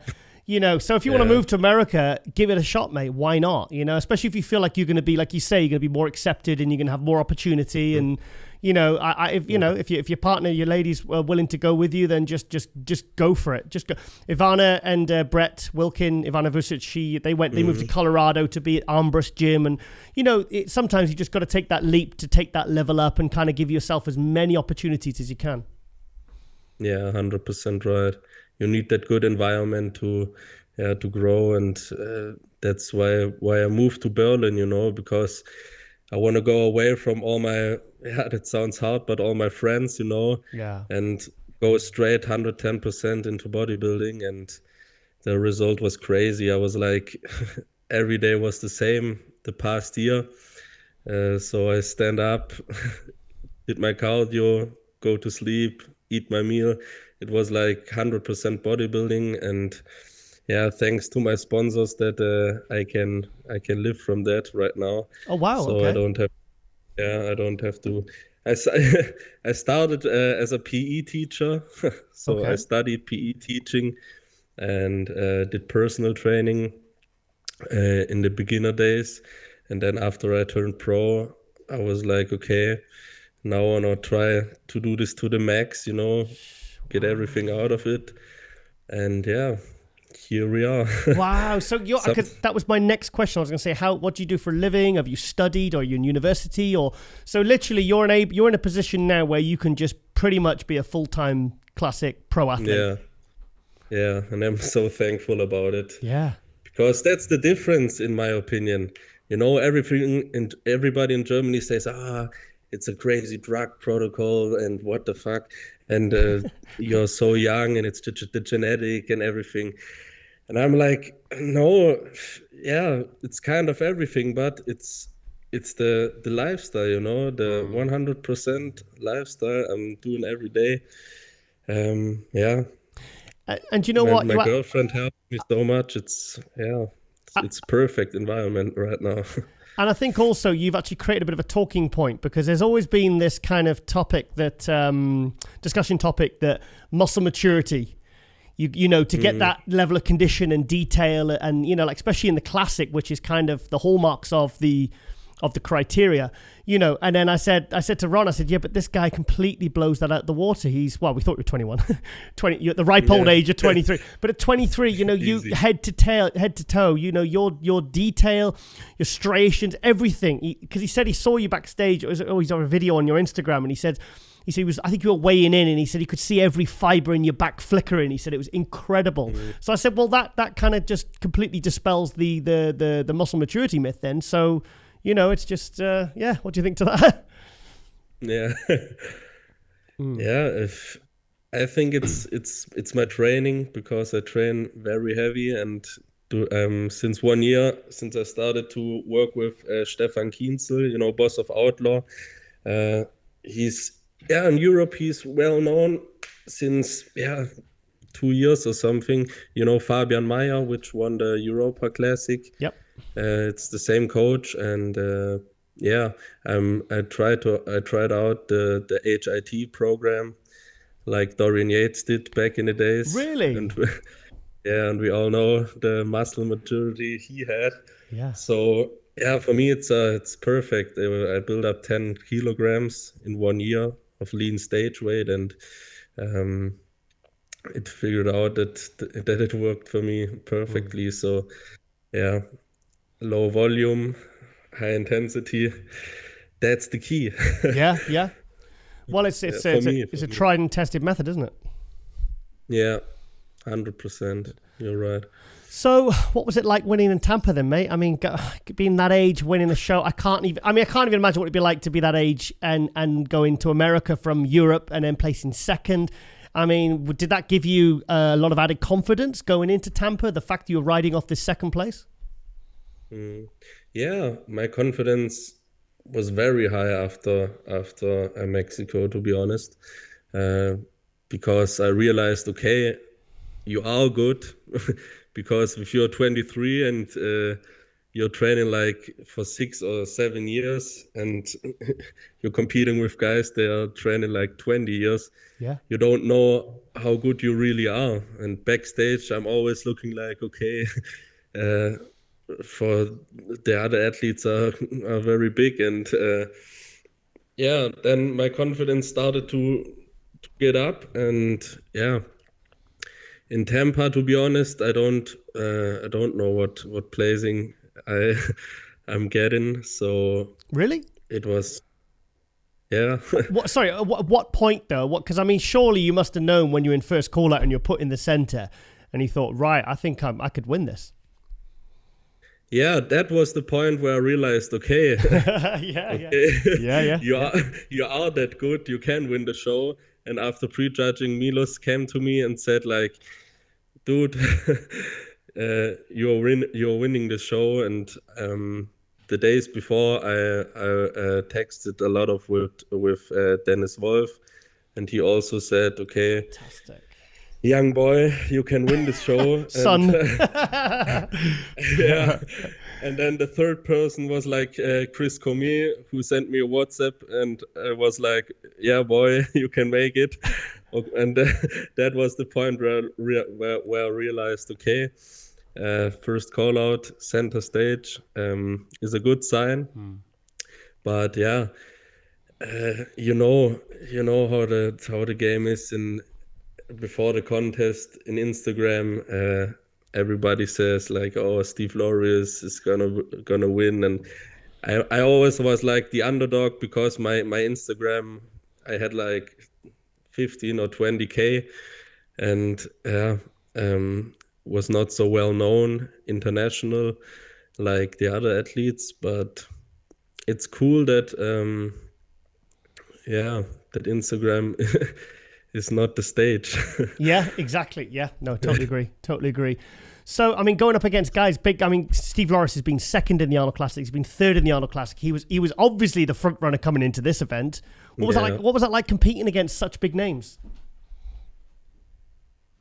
Yeah, it's different to describe because all are athletes I looked up in the past years, and I was like, okay, Steve Lowry is crazy. It's cool to compete with him. He's amazing. Yeah, but where I realized, okay, I won against him. That gave me a lot of confidence, and confidence which I need for the Olympia because of my age, and that's very, very cool. Yeah. Do you think Steve Bumstead's been checking out your Instagram, feeling a bit worried, or? Maybe. I've been thinking, shit, 2 or 3 years I better up my game, because wow. So it was cool. It was cool that he was in Tampa because he was there. Right now we're tech. Yeah. He shared the picture from me and in commentary texted under my picture. So I'm a big fan, and I was like a little bit wow, crazy fanboy moment.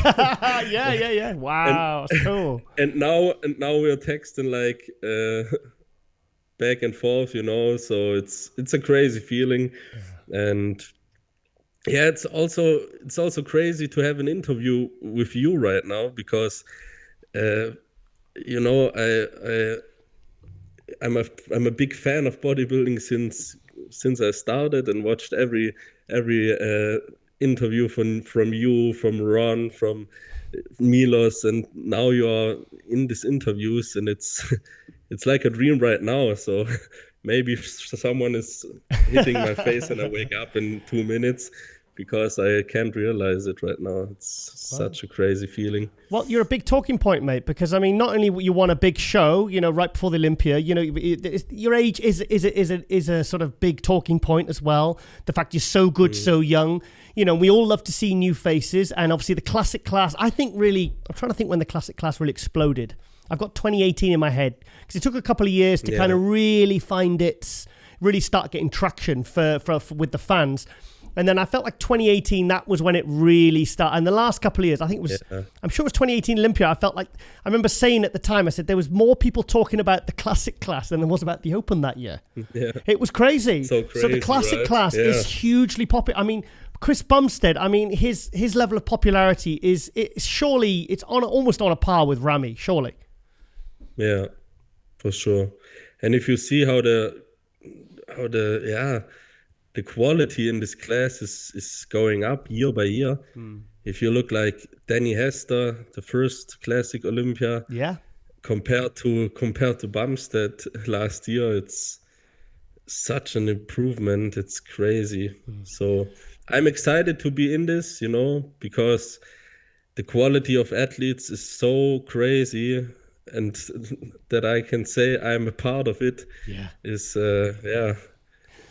because in Germany there are many guys which are asking, okay, what placing you think you get in the Olympia, and I'm like, it's not the point. Exactly. Some guys aren't even turning pro till their mid-30s, and you're 23 with a pro win under your belt, and you're going to be doing your first Olympia. I mean, just think about where you could be before you're even 30. I mean, you could be like Europe's version of Chris Bumstead in a year or two, That's the plan. Too right. So I'm young, but I'm hungry. That's the point. Well, maybe that's the point, because I'm there where I'm right now, because I never was like, okay, I'm 21, now I'm pro and I can relax a little bit and chill. I always want more, and sky is the limit. It's amazing to hear that kind of mindset from someone so young, because you seem to have a really good head on your shoulders, and you seem to be very, very certain and focused, and it's nice to see that in athletes so young, because sometimes when you're 20s, I know what I was like in my 20s. I was training hard, but my life was all over the place, and I was. So to see this is really inspiring as well to the younger kids, 21-year-olds, coming up. It's like this important, people like yourself and Chris Bumstead. You're going to end up inspiring a lot of younger athletes and people coming up behind you. yeah, that's the plan, you know. Always want to inspire, younger guys. That's maybe all the point, because why I became a PE teacher back then. Because I always want to motivate, you know, younger kids that are getting mobbed in school and like being a little bit bigger, and like I was back in the days where I started. I was like really fat and were you? Getting bullied in school, and it's kind of like this. And that since I started and became like a bodybuilder, I always want to motivate younger guys, the younger generation, and that's a cool point with the classic physique class, I think, because to get really good and open, we both know you need time. You need time to grow. You need it's a marathon, you know. And the classic physique and men's physique there are like classes where you can go very further in a young age, and I think that are cool classes to get the young generation in the sport and get them away from the streets and away from the drugs and everything what's not good for us. So say you could bump into a version of yourself 5-6 years ago, what advice would you give to a younger Urs? That's a cool question. That's a really cool question. The reason I said that is because there's a lot of kind of like younger kids and stuff who maybe don't even weight train that could really be inspired and guided by your example and what you've achieved. That, you know, they think, oh, God, it really is achievable. Yeah, in my fault, I would everything do the same, because everything worked pretty good. So I just did it like I do this the same. So Well, I wouldn't tell you what I'd tell my 23-year-old version of me. I'd what would you tell? Stop being a maniac. No, let's not go there. Right. So, one thing I really want to ask is, who is your favorite classic bodybuilder right now, ever? Ever? Yeah, that's. If I had to decide for one guy, it's like Flex Wheeler for me. Oh wow! Okay. Yeah. Yeah, and at the second place is Milos. So I said like a mixture of them both is, for me, creme de la creme. So how cool was that when at Tampa Milos approached you and said, "Son, you've got this"? What was that? I can't imagine what that was like. Yeah, you can't imagine that feeling. That's crazy. So I was like, "Hey Milos, can we take a picture together?" And he was like, "Hey, I'm a big fan of you." And I was like, "What? I'm a fan of you too." You saw me on stage. Yeah. So it's pretty cool. Yeah.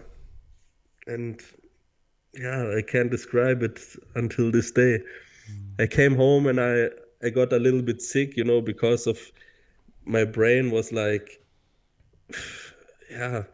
in such a high the last 2 weeks. And cool. I came home and everything comes off, you know, the stress and the travel thing. And I slept like for the last 3 days, 16 to 18 hours a day, because my brain and my body has to recover from all that. So it was, pretty crazy. Crazy adventure. Well, you're young, so you bounce back very fast, so I won't be too sympathetic there. So, so obviously, what's the plan now for the Olympia? You obviously got straight back on your prep now, and what's the game plan? Yeah, the game plan is like you said, but like I said before, I have to recover right now. So till the end of the week, my coach and I decided to give my body, my brain, everything a little break, you know, eat a little bit more and recover from all that. And then we're going all in Olympia, baby. I'm excited for any athlete that gets to the Olympia, but for someone like you, it must be such a huge deal and such a level of excitement for you, for you and your circle and your friends and your trainer and stuff. I bet it's a really, really exciting time for you guys right now. Yeah, Giles, I'm so fired up. You can't imagine. Good. Because I'm working on a new posing routine as well, so I want to bring fire to the Olympia stage. I don't want to say too much, but my mom and I are working on some pretty cool thing. Sorry, your mom is helping you with your posing routine? Yeah, my mom is a prima ballerina. She was prima ballerina back in the days, and she's a professional choreographer, an opera regisseur, and she helped me in Tampa. Fantastic. And for Olympia there's going to be something very, very special. Because like I said, I've said many times on Global Muscle, two things I'm a really big fan of is conditioning and good posing.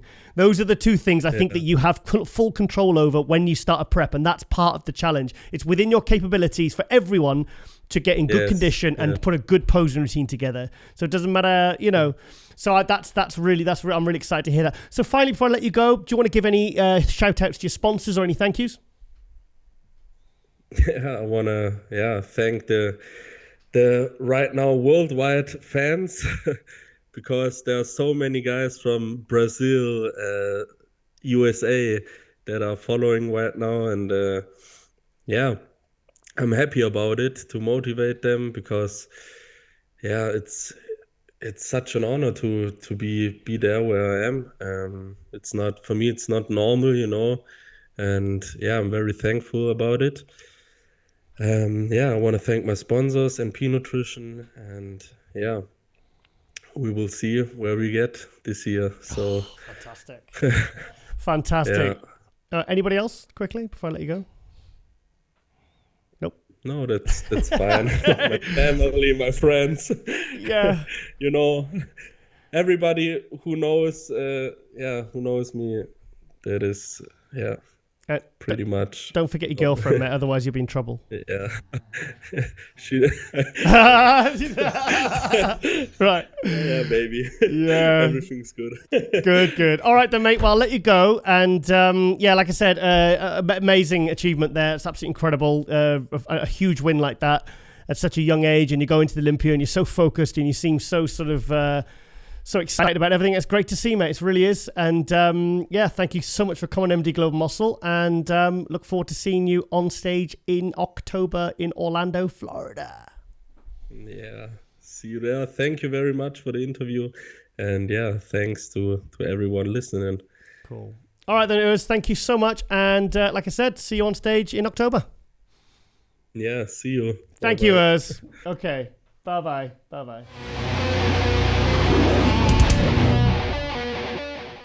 And welcome back to MD Global Muscle here at the On the Rise Media Studio with me, your host, Giles Thomas, and we're joined by the new NPC Europa champ, Nathan De Asha. What's happening, buddy? What's happening? Nathan. How you feeling, mate? Good, mate. Just relaxed. Kicking back on my way to the gym now. Just same old, mate. 7 times over, so it's nothing new. I'm going to run out of fingers soon, mate, for how many pro shows you won. hoping double figures by the end of the year. We're open. Hang on a minute. You just said double figures there, so that means you want to get 3 more shows, 3 more wins in. You've got 7 now. Yeah. Elaborate. Yeah, got 7, 8 English, and then probably some after the Olympia. Oh, really? So what shows are there after the Olympia that you got your eye on? You've got that legacy show. You've got Prague, Elvis Prague. So I'm possibly them teammates, possibly. Oh wow! Okay.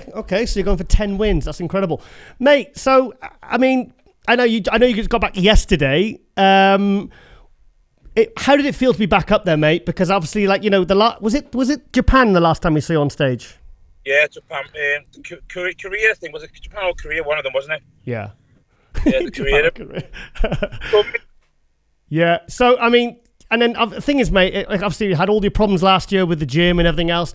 How did it feel to be back, mate? I mean, feel good? It felt a little bit nervous for the first time, to be honest. I've been on stage for 2 years almost. Went to watch the amateurs. Had little butterflies in my stomach, to be honest. I was nervous.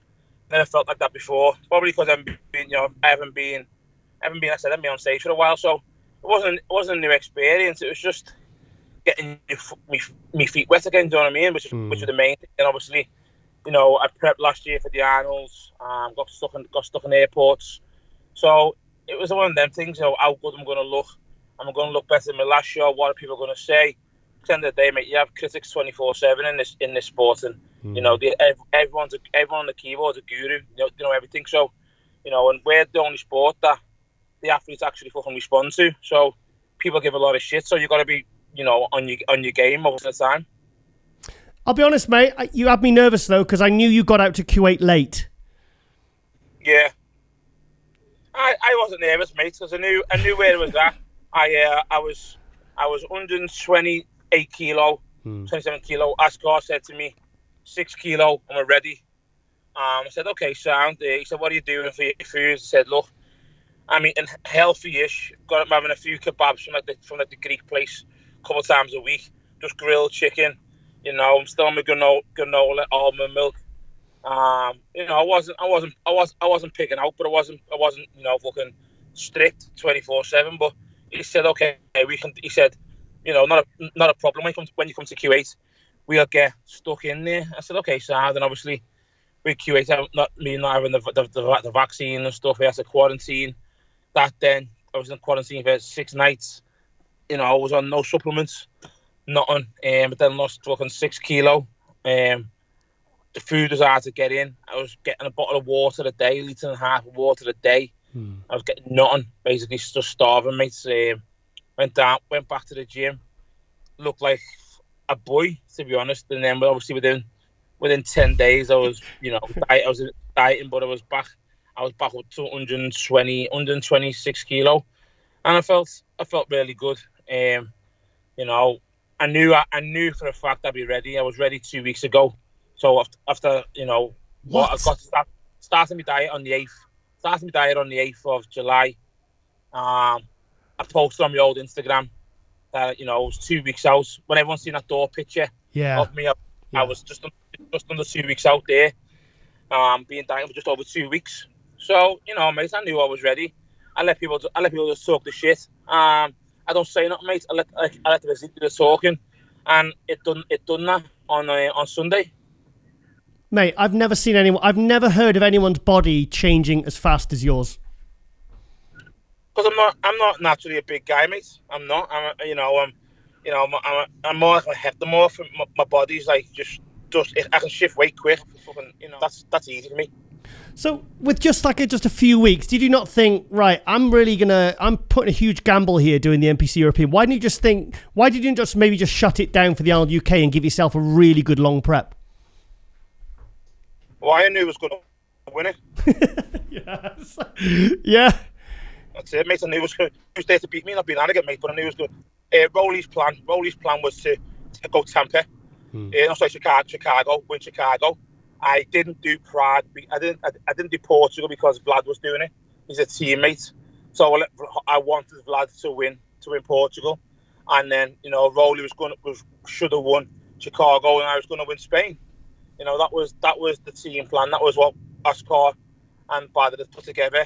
Obviously, it didn't go that way, but I knew that there was no one in Europe at a top tier pro like myself. I put myself in a top tier because that's where I think I belong. There was no one in there who could beat me. William Warnock wasn't going to do it.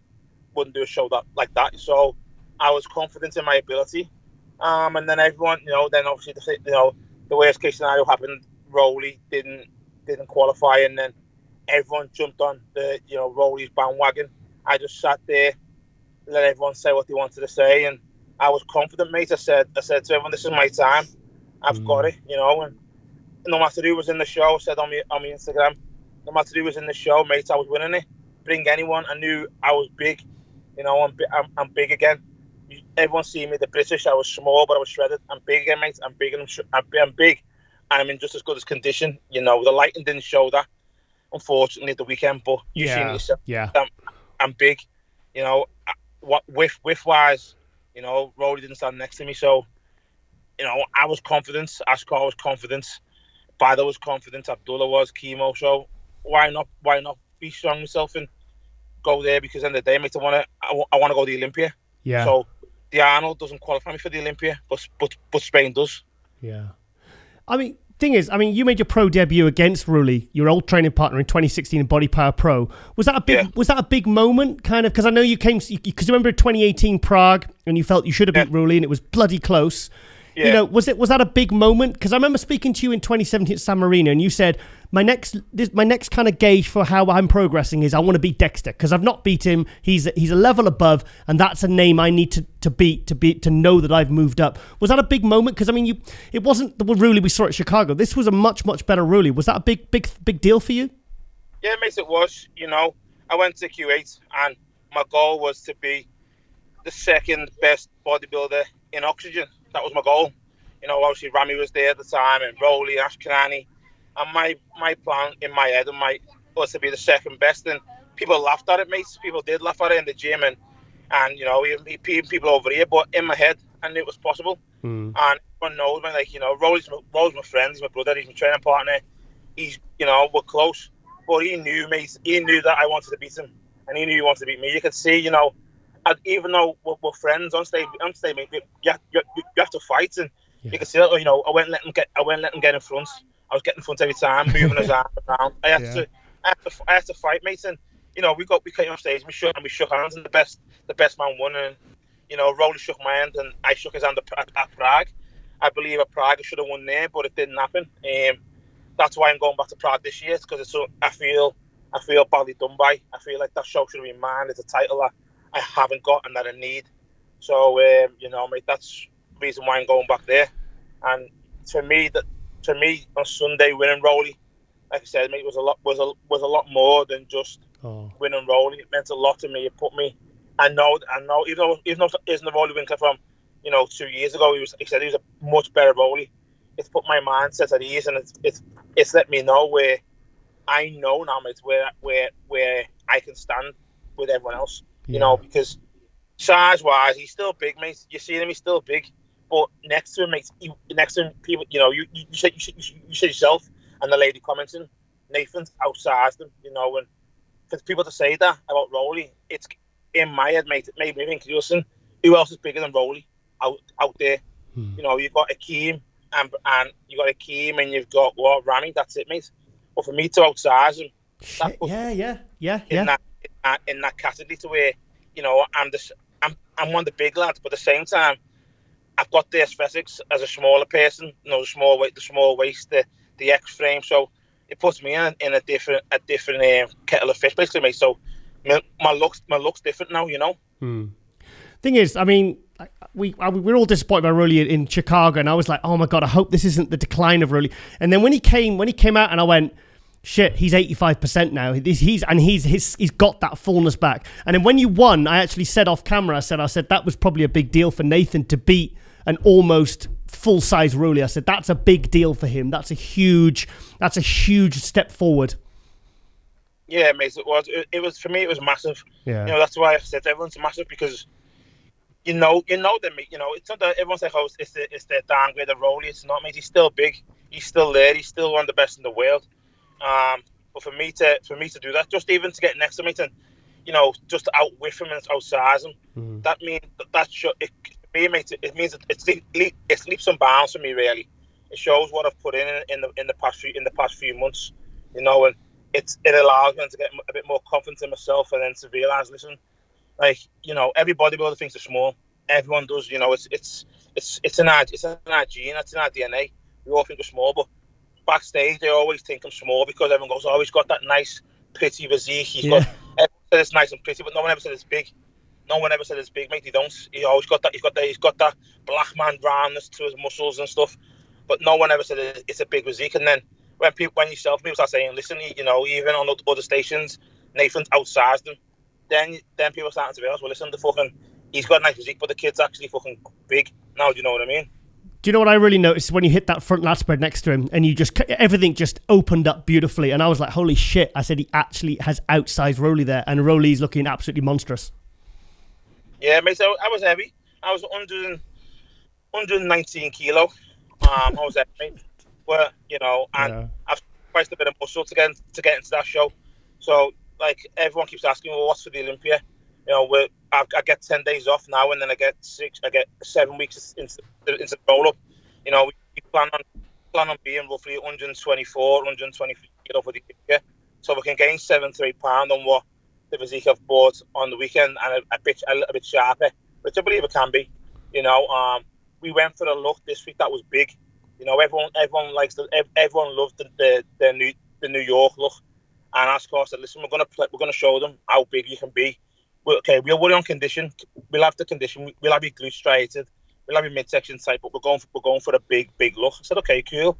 And then I said, then for the Olympia, we'll bring that. We'll get for the Olympia. We've got the bigness, the size. We'll bring a more detailed version of it. So, people now know that. Look, he's big, and we're going to bring a bigger size and a more shredded condition to the Olympia. What's the plan for the Arnold UK, mate? Go there, get a check, come home, mate. Do you know, I knew you were going to say that. Mate, Arnold UK, mate. It's the first Arnold in the UK. Yeah. I plan on making a massive statement. Good. And I got straight first the other day, and I plan on doing that. At the Arnold, rather than people say, "Oh, it was close." I'm there to make a statement, mate. And the statement I'm going to make is what you see at the Arnold, you're going to get 15% better for the Olympia. So everyone is thinking, oh yeah, we're going to do well at the Arnold. I'm coming, mate, to listen, put my foot down. This is it. I'm giving it one hell of a go. We know where we want to get for the Olympia. We have our sights on it. If that works out, then mate, then we're going straight for it. So everyone. I'm one of the people, mate, all the time. Everyone, I don't believe in people saying top 5 Olympia, because every motherfucker's a top 5 in the Olympia these days.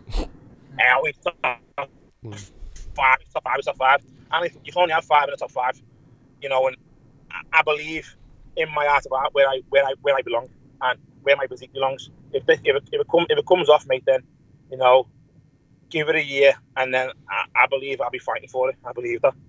The fact that you've managed to actually improve your physique during all this kind of distraction and kind of all the, as we, I know it's in the past now, yeah. But the fact that you've managed to stay focused, I think is a real testament to your mindset, mate. I really, that's something that's really being talked about at the moment, saying how that, everything it's gone through, and he's still managed to come, and he's managed to make, like you said, make a statement. Yeah, maybe because, what I went through wasn't for me, mate. It was for everyone else. The statement we made regarding the gym. Yeah. It wasn't a bodybuilding statement. It wasn't for me. It was for everyone. It was a humanity thing, So I'll say, mate, if 20 hours of stress, is worth 1 hour of fucking freedom and fun, then for me, so be it. It's worth it. You know what I mean? Yeah. Yeah. Well, mate, because we're losing connection, and I want to let you go, but because I know you got plenty on today, mate. But do you know what, mate? You have, and I'm really happy to hear that you'll be back at the Olympia, because since 2018, mate, you have been missed from the Mr Olympia. That is a given. Cheers, buddy. We will be back there. We had our mishaps. Yeah. We got given a gift from God, and thankfully, mate, it's all sorted with the help of Baddy and the team, mate. We will be back at the Olympia. So for everyone who's thinking, he isn't going to be there, mate, have me jacket ready, because I'm fucking coming. Fantastic. Right.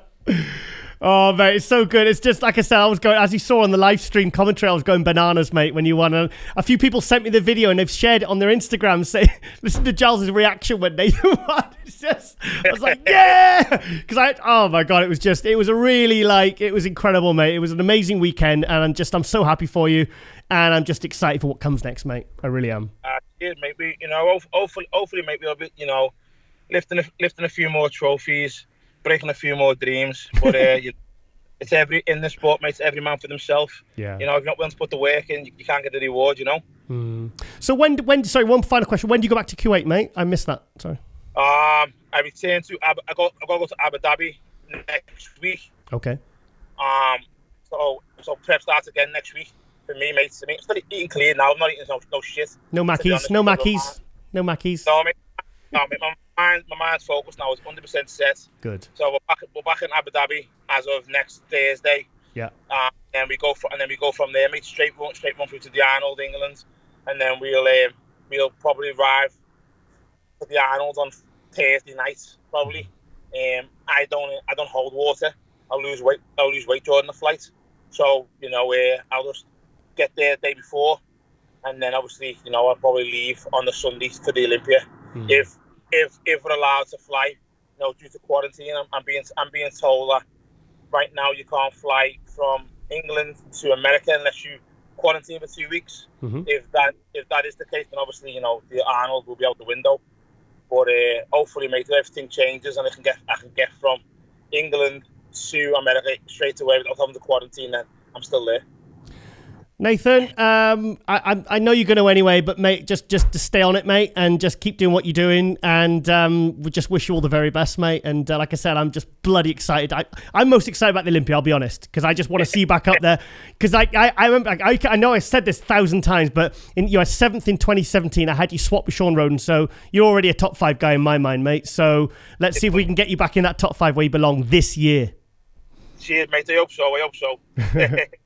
All right, Nathan. Well, enjoy your footy tonight, mate. And I'll thank you for coming on, Globe Muscle. Really appreciate the interview, mate. Cheers, mate. Take care, right, bud? Thanks, Nathan. Bye-bye, mate. Okay, guys. It is hot news and shout-outs for episode 119.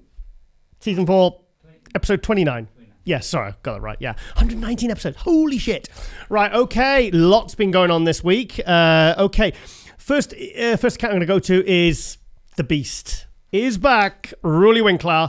Very, very happy for this. Hasn't been seen since before Chicago, the 2019 Olympia, where he was 5th. This wasn't really at his best.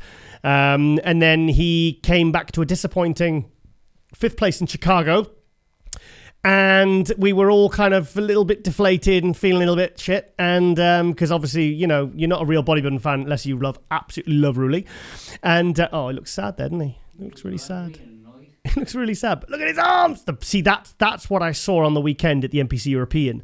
That fullness and freakiness was back. I still feel like he's lost a bit of fullness in the chest. That's and a little bit of pop in the legs. But so anyway, he hasn't really updated it since Spain. He was really gutted, with Spain. Even when he got second, even though he qualified for the Olympia and he was beaten by Nathan, I'm just wondering if he was more disappointed about not winning. But I was like, no, I was thinking he'd be happy because, hey, little Ruli, look, here's my little Ruli. Everyone wants to see my little Ruli. This is fact. And so he looked really dejected, and I wanted to go up to him afterwards and say, you qualified, yes. But I was like, okay. Because Ruli gets really upset, when I remember seeing him in 2012 at the Dallas Europa, and he was 4th place there. That was the one that Sean Roden won. That was when Sean Roden really started to level up. He was 11th in Olympia in 2011, and then he moved up to 3rd that year. But that was a year he really made big improvements. Hidetada was 2nd, Tony Freeman was 3rd, and Ruli was 4th in that when I was in 2012. And I ran backstage, and he was literally had his head between his hands, and he was just crying. He was actually in tears. He was tears running down his face, and I was like, okay, whoa. So he really feels he's a big softie, Ruli, but. So he hasn't really. That's a cool picture. I love that picture. There you are, the 3 team members. As you saw in our interview early on with Nathan De Asha, I love the fact that Nathan said that as they're all part of the Oxygen crew, they all kind of supported each other and they each chose their individual shows. So the idea was Ruli won. Look at his teeth. Who's got the whitest teeth out of these two? Ruli or Nathan? They all got their teeth done by the same people. Well, obviously. The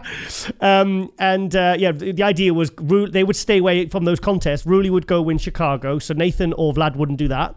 And then Vlad would go win Portugal, so that's why Nathan stayed away from that one. And then the idea was Nathan go win NPC European. So before the NPC European, all 3 were not qualified, but after the show, by virtue of the top 2 qualifying, Nathan and Ruli were qualified, and also Vlad got enough points. So it was a really, really happy ending. Really happy ending. That's what I liked. It's like American TV shows, always a nice happy ending. So yeah, but yeah, this is pointless because he isn't really updated. Because I wanted to show 1.8 million followers. Jesus Christ, I wanted to show something from the weekend, but obviously Rowley's he's still, he must be upset about not winning. And personally, I thought he looked absolutely he's qualified. So that was and imagine if we'd have got to the 2021 Olympia and we didn't have Rowley in it. I think that just would have been absolutely disastrous. I would have been very upset about this.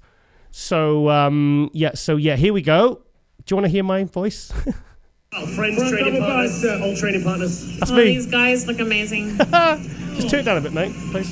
Okay. Come on, Rowley, open up. Open up. This is kind of weird. I'm watching the live stream with my commentary over the top, mine and Lauren's. I wouldn't want to be a judge right now, but they. This is the shot. This is turn it down. I don't want to hear my voice. This is ridiculous. I don't want to hear it in twice. So yeah, this was the shot, the front lat spread. That was when I thought, shit, Nathan's going to win this, and because normally Nathan was always kind of like Nathan said in this episode, he was always viewed as more of an aesthetic guy.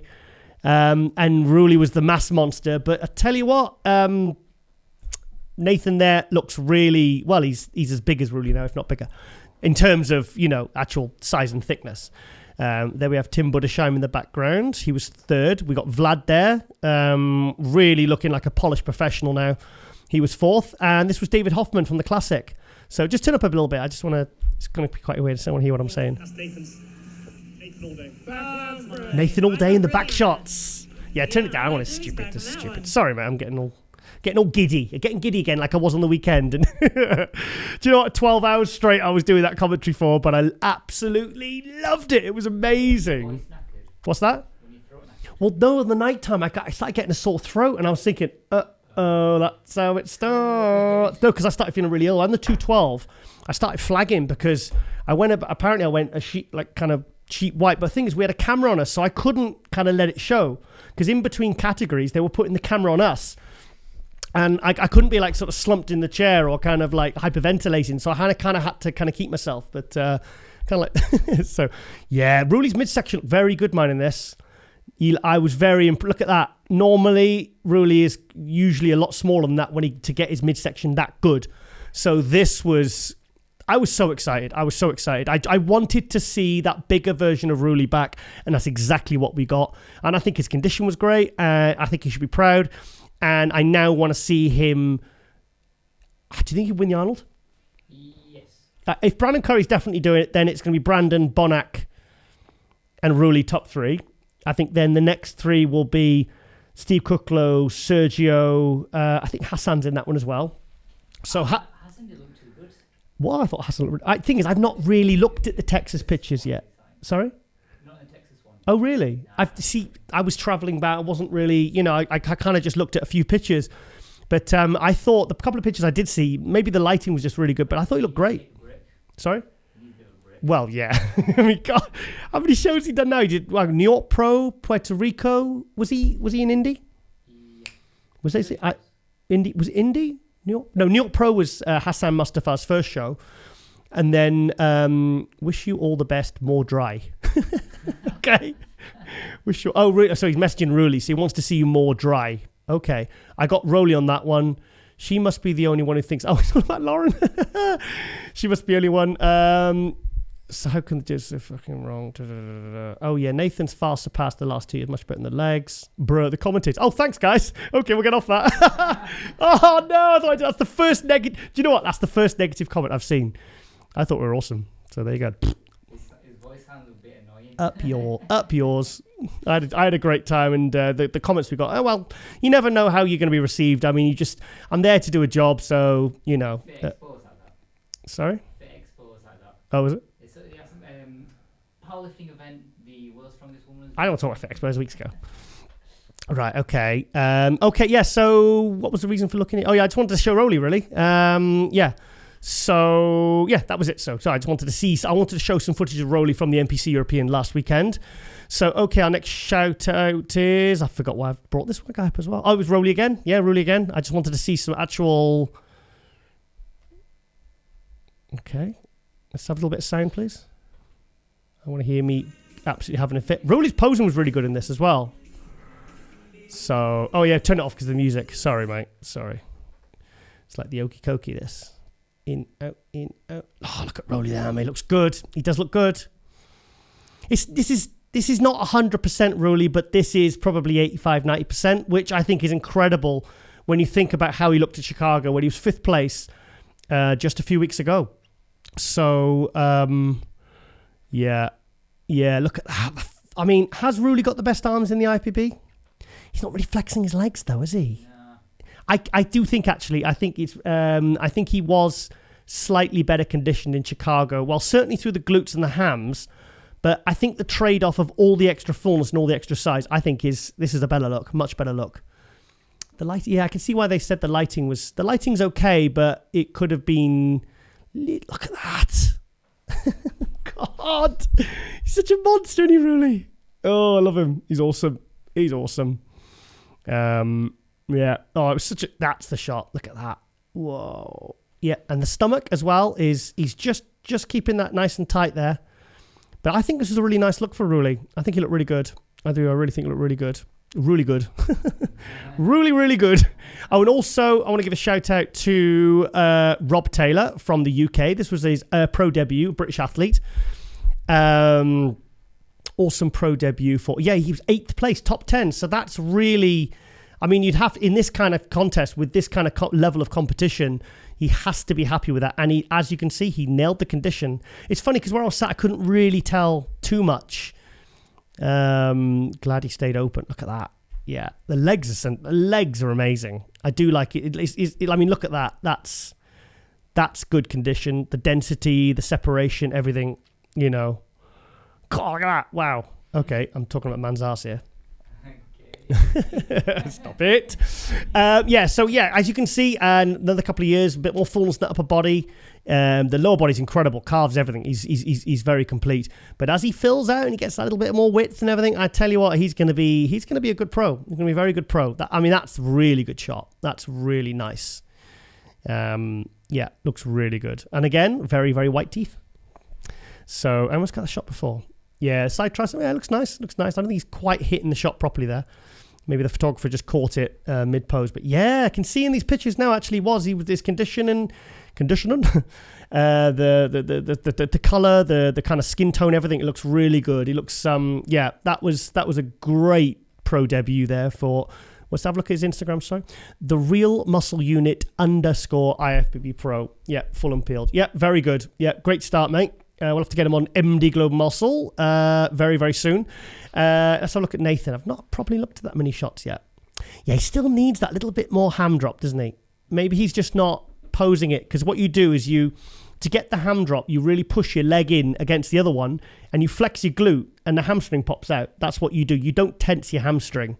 You don't grab the floor with it. And that's how you get that really nice ham drop. But I tell you what, that upper body shot there, that's as good as I've ever seen Nathan, because I felt like Nathan really, his best look was at 2017 at Olympia when he took 7th. And he just had to go and have a look on YouTube, actually. Put 2017 Olympia and watch Nathan De Asha, because he was so full. And I felt like he regressed a little bit the year later, but I feel like he's got it back now. Yeah. Oh, wow. Okay. Yeah. I can see why he won now. I can see why he won with straight first now, because that was the shot, the front lat spread, that really went, okay, I think he's got Rowley here. His legs look bigger there as well. And it's funny, I'll probably get some shit for this, but it's funny, when we went to see him at his gym, his calves look really small. but these calves they're not obviously like Dorian Yates calves, but his calves don't look like a real weakness there. Does he just really hammer them the last few weeks, because they don't look like a weakness there? He still needs a little bit here, doesn't he? Hamstrings and calves. Yeah, only about a few percent. But I think he'll be bang on for the Arnold UK, and I think that's on a 4-week prep. So, if he stays off the Mackie D's, stays off the Mackies and the kebabs for the next to 8 weeks, I think we could see the all-time best version of Nathan. And I'm just so excited for that, because, whoa, okay. Yeah, I see it now. And he was always criticised for his back, But yeah, he's back. Pardon the pun. Terrible pun. Yeah, he's got that. He's just got that lovely round thickness, hasn't he? And he's got the aesthetics as well. Midsection looks nice and tight. Yeah. See, tell you what, on a 4-week prep, that's absolutely. I think that's pretty much unheard of.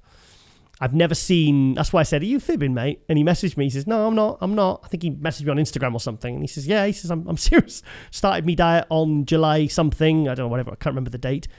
And he did that on a 4-week prep. That's absolutely phenomenal. He's like, "Okay, guys, I'm here. I'm here to win." So that's his 7th pro win. He says he's going to go for the Arnold UK. He's doing the Olympia. I believe he might be doing, well, have you watched in his interview? He says he might be doing the Arnold America quarantine, depending on the quarantine situation. And he says he wants to do a couple of shows after. I love this shot. It's funny. What's he saying there? Caption this. Did Nathan De Asha see a donut from the corner of his eye? I don't think he looks like a donut guy. Do you know who that is? Oh yeah, it is. That's James Bondy. Did you hear my? Oh, you didn't watch the live stream, did you? I actually used the same joke 4 times. James Bondy, license to squat. So I know. It's not even funny, is it? Can imagine people watching the live stream going, "Oh God, this guy's crazy." This is the classic guy, Robert Timms. Yeah, Joel Stubbs, is that Joel Stubbs rejuvenated and come back to the classic? Joel Stubbs was an open pro 10, 15 years ago now. He was an airline pilot and he just had the freakiest back you've ever seen. Arguably probably the top 10 best backs of all time, but that guy's a classic. See, that's a very big classic. I wonder, I've not kept track of how the weight limits have gone up. They've added. But I tell you what, that is bloody big. I mean, that's a guy that could hold his own in an open class. Right, okay. I don't want to go right through everything because we'll be here for hours.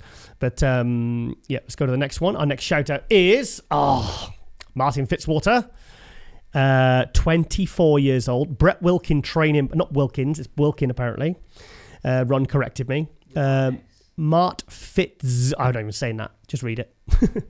Martin Fitzwater, so Brett Wilkin training partner, he did the Texas Pro on the weekend and he took 4th place in his pro debut from Armbrust Gym in Denver, Colorado, obviously home of Phil Heath, 7-time Mr Olympia, legend.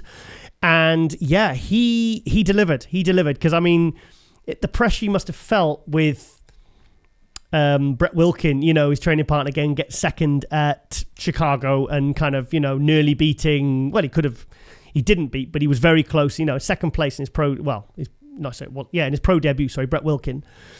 So yeah, there was a lot of speculations like, right, okay, what's next for this guy then? Is this guy going to be any good? Because we've seen the videos. I don't like these pictures much. Hang on, let's have a look at this. Okay, so here he is next to Ian Valliere. They are the winner. Steve Kucklow, so fantastic to see Steve Kucklow back. And yeah, see Martin. Oh, he looks good. I mean, 24 years old. What is it with these young guys, man? They're just incredible. But what a start. You can see he's a little bit of a diamond in the rough. When all this gets more detail and development, couple of years, this guy is going to be along with Brett Wilkin, are going to be very, very deadly. So, in fact, he's the one guy I've been saying I've got to reach out to get on MD Glumos. He started following me on Instagram the other day, but he's not really sure. What's that? What the hell's this? Thousands we left. Okay, nice bath shot there. Lovely. Right, okay, and he's also with Team Gasp as well. So, and we're big supporters of Gasp because I know the owner and Michael Johansson, and yeah, look at that. Look how happy he looks there. Fantastic. Yeah. So yeah, here's a guy to keep an eye on.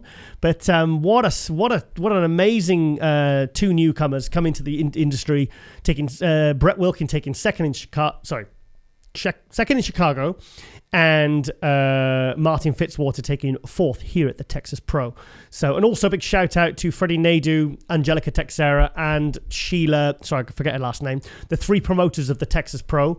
I did a Pro League hype show with Freddie Nadeau, and you could just hear the passion in his voice for the kind of promotion and the kind of production he wanted to put on. But keep an eye on these promoters. I think they're going to be, following the footsteps of like Chris Mins and Tim Gardner, the Parisos. I've probably missed somebody out. I'm so sorry.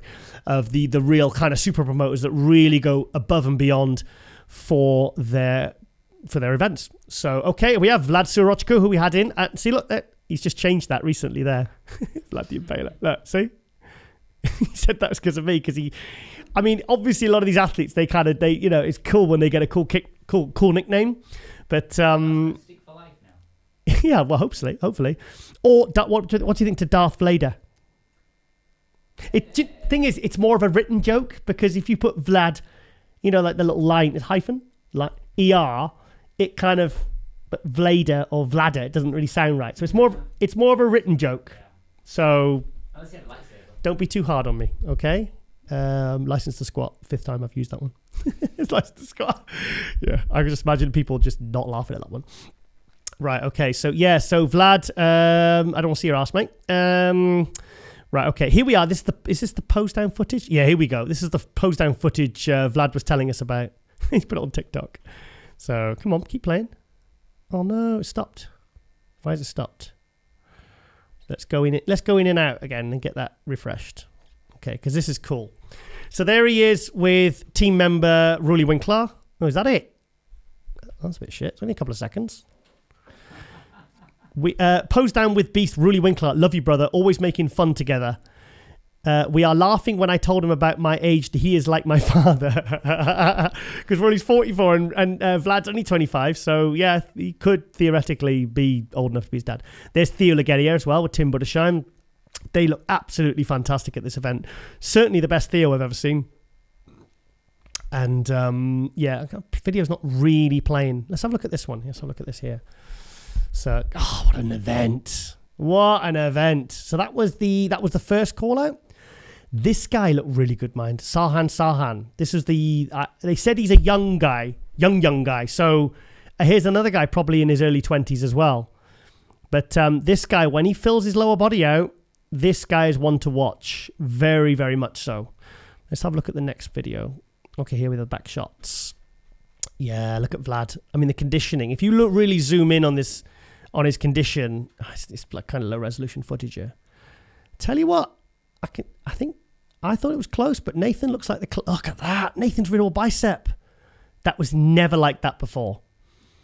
He's always had incredible delts and arms, but everything is just so. Yeah, he's been working hard this last 18 months. It's good to see as well, especially with all the kind of obviously problems he's been having. Keeping his gym open and everything. You can go and watch old episodes of MD Globe Muscle to find that out. Okay, we're going to go NPC European. This is the official Instagram of this event. Here we are. Anna Banks, the lady you were filming the other week. You were filming her at Prophecy, Nathan De Asha's gym in Liverpool the other week, weren't you? Yeah. It took me 10 seconds to click my brain who the hell. Oh, you didn't realise it was? No, because she was a diet face. Do you know what, though? Do you know what I keep forgetting? Anna Banks, she's Polish, right? Yeah. She lives in the UK. She's from Liverpool. Yeah, she talks about it all the time. I can't. I feel ashamed that we've not done anything with her actually, because She's so wide. She is very big. She's very wide. Yeah. Well, I first saw her in Powerhouse Gym in downtown Columbus last. It was last March. And me and Hector went over and said, look, we got a bit of time to kill. Let's go over to the gym. That's where everyone's training. Let's see if we can grab some interviews. Just better rather than doing it sat on our asses, So she was there with her coach, Robert Phoenix, and did an interview. And then I think she took 4th at the Arnold Classic in the figure, which was absolutely incredible. And I think was she 2nd here last year? I've got 2nd in my head for some reason. Olympia. No, in this show. But was she top 10 at Olympia last year? Yeah, 7th. 7th in the Olympia. So 7th in the Olympia and 4th in the Arnold Classic. So Anna Banks, it was close between her and that Baha, because the Baha, I forget that first name, the lady who came 2nd in the pro figure, was slightly better condition than Anna. I think Anna still will need to be a little bit tighter for the Olympia. But yeah, she's qualified, so that's very cool. So, here we are. This is Fabian Mayer. I'm hoping to get this guy on for the next episode of MD Global Muscle. He was the classic winner. The classic class was incredible, mind. It was absolutely amazing. So, yeah. Well, we'll come back to him more next episode, hopefully, if we get him on. Look, see, there's the top 3. That's that Fab... I can't remember his last name. Here, we'll go to his Instagram. Oh, no, he doesn't put his name on, does he? Oh, bollocks. Right, okay. Yeah, because it's... I don't want... I like to have the athlete's name, so please put your name on your Instagram, guys. It's very annoying when you put some... You don't want to be known as Madelman. Like, look. See, Fabian there, Classy FM. His name's Fabian. So, and this guy was very good as well. Ramondino Pro. What's his name? Let's check. Let's check it. Oh, bloody thing.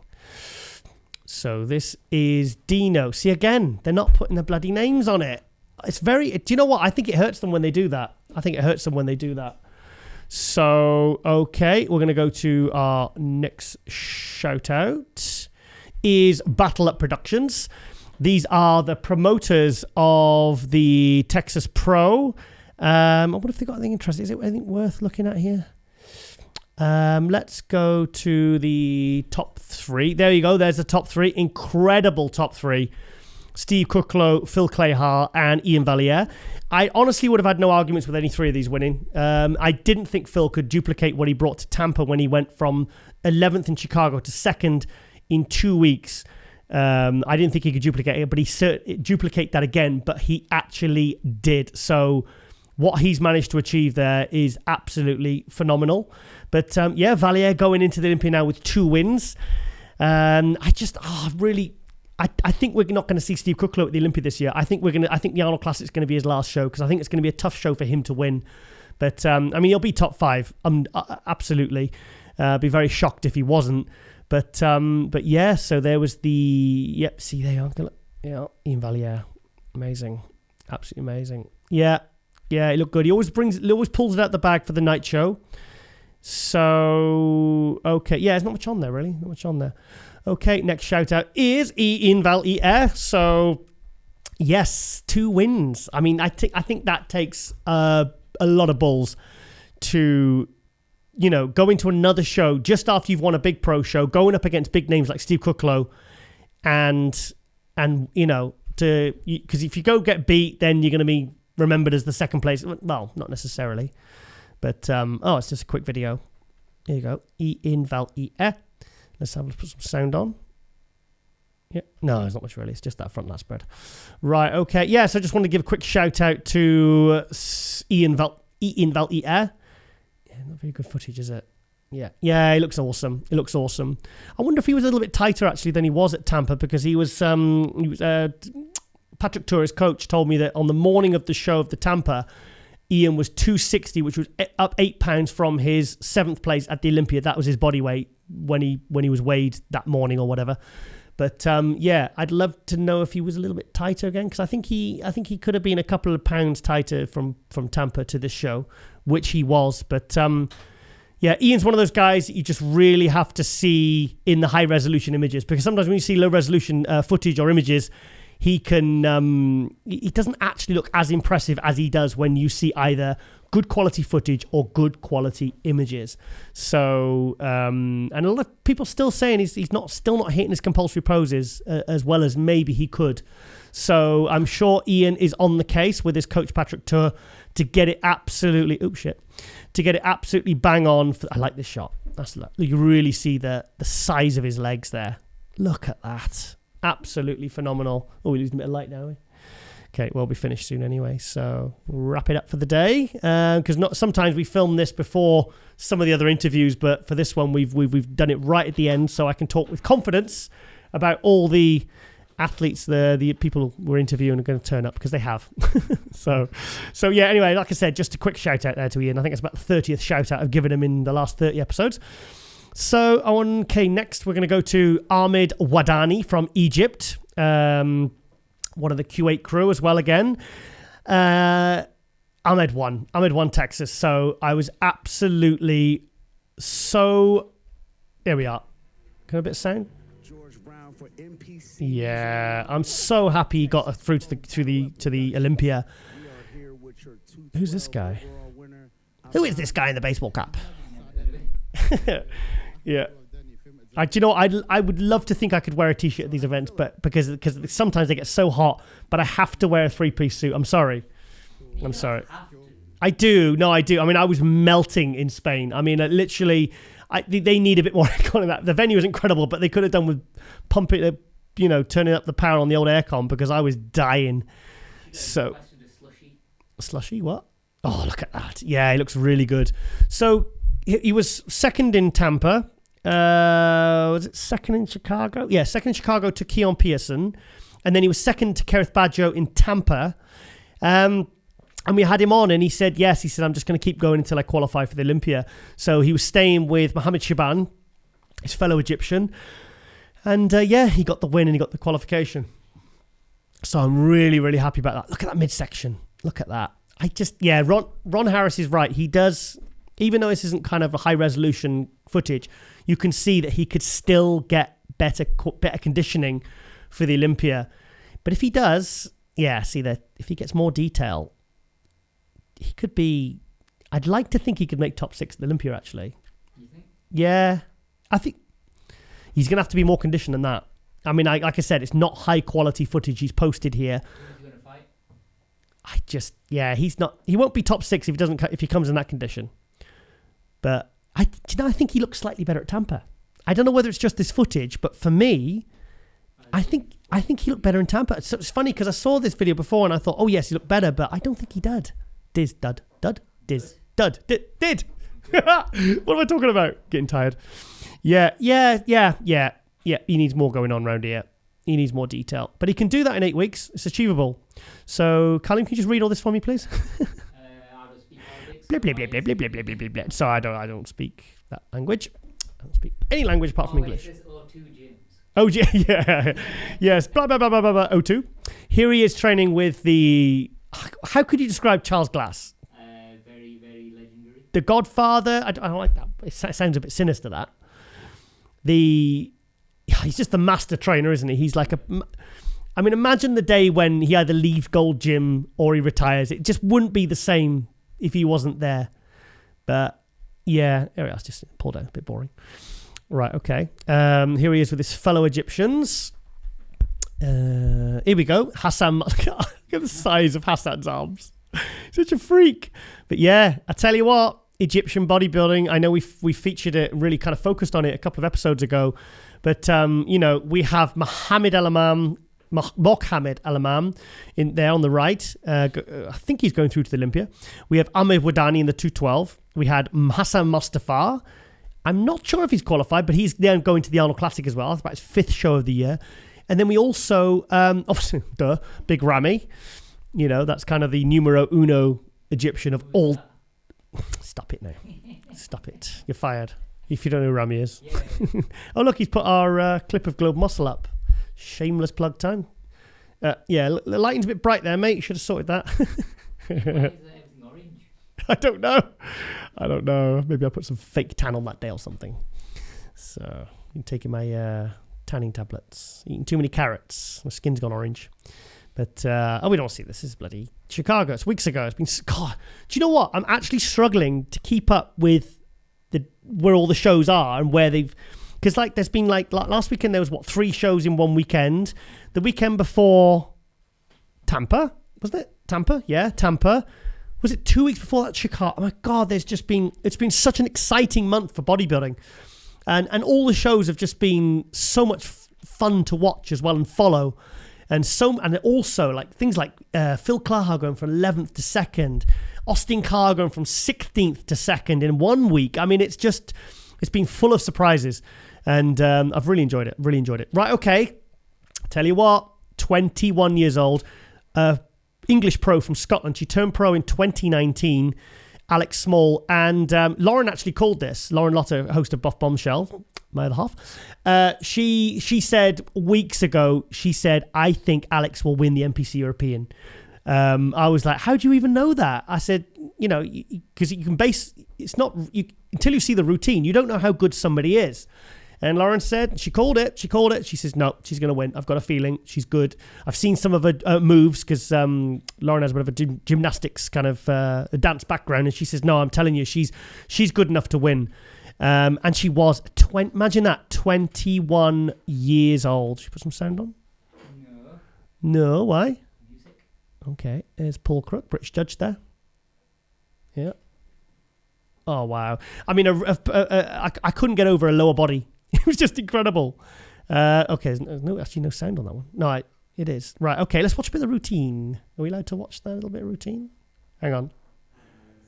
Here, this was, it was Venom, like Marvel, Venom. Oh. Venom, what was the track called? What was the track? Fucking owed it. No, I think you mean owned it. Fucking owed it.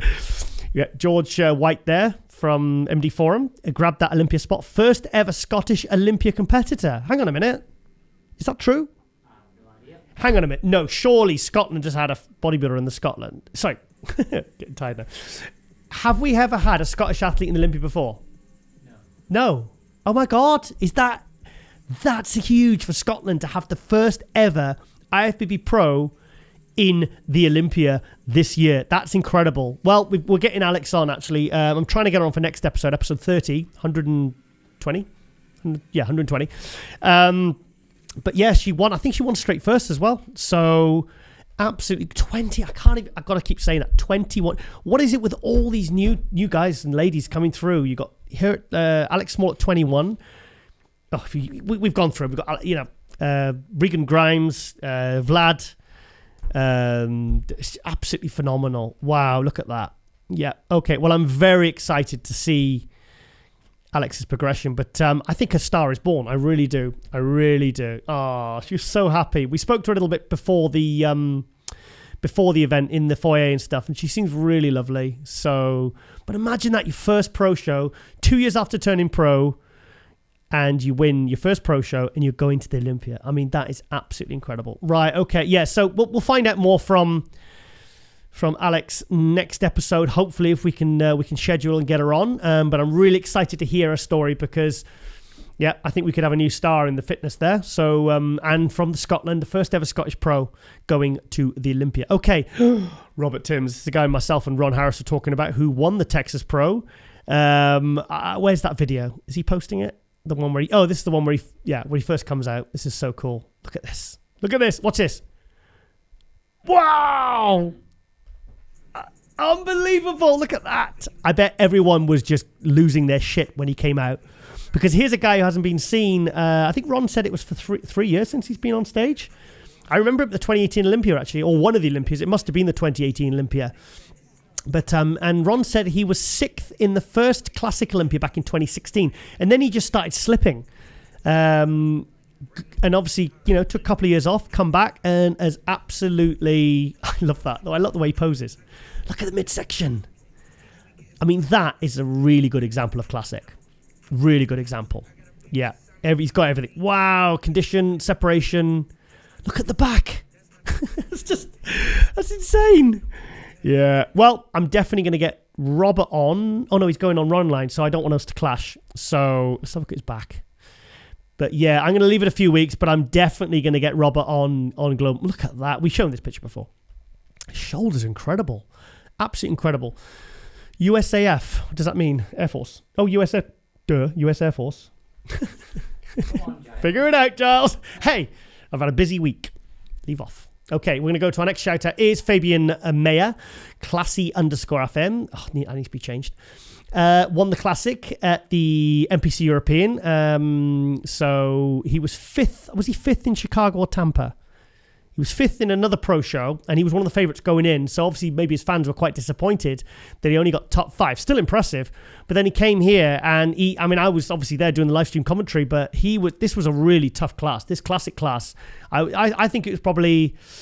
Actually, I'm talking nonsense. All the classes were very, very, very, very well contested. But I was especially impressed by the Classic. The Classic Pro class. Do you know what? Okay, I'm gonna bring something. I'm not even gonna tap on that. See that there? I don't like this naked selfie thing. It's not a selfie, but these progress pictures to show the condition. Put some freaking trunks on. I don't who did it the other week? Ian Valier. Love you, Ian, but I just put some trunks on. I don't think it really highlights any more of your condition unless you had some trunks on. Sorry? Blame the women. Oh, when the women do it, that's just bloody begging it. That's what we call begging it. So begging for attention in likes and stuff. I don't like it. I just think, I don't know, it seems to be a little bit of a trend and it needs to stop. So I'm getting annoyed, actually. I'm really annoying me, actually. Sorry, I'm kind of taking the shine off Fabian's shout out here, but maybe we'll go to another picture. Yeah, I'm very hungry, actually. Yeah. Plus, I heard that Nando's is running out of chicken in the UK, and I'm a little bit, I'm not going to lie, Kaleem, I'm a little bit upset about that. You don't have chickens around here? No, I can't Nando's. I mean, if American maybe viewers maybe don't know much about Nando's, but It's like Chick-fil-A. it's that what? That's fried chicken, isn't it? Yeah, but is that at the same level of coolness? Ugh, Chick-fil-A. No, nothing's as cool as Nando's. In fact, when it hits them, I think there are some Nando's in America, actually. But there won't be British Nando's. So, well, Nando's is pretty standard all year round. All over the world, sorry. Right, okay. Next shout out is, I just want to give special mention to the legend that was John Meadows. Sadly died very recently. I think it was heart issue. I don't want to say too much. It was a heart condition because he had a heart attack last year, and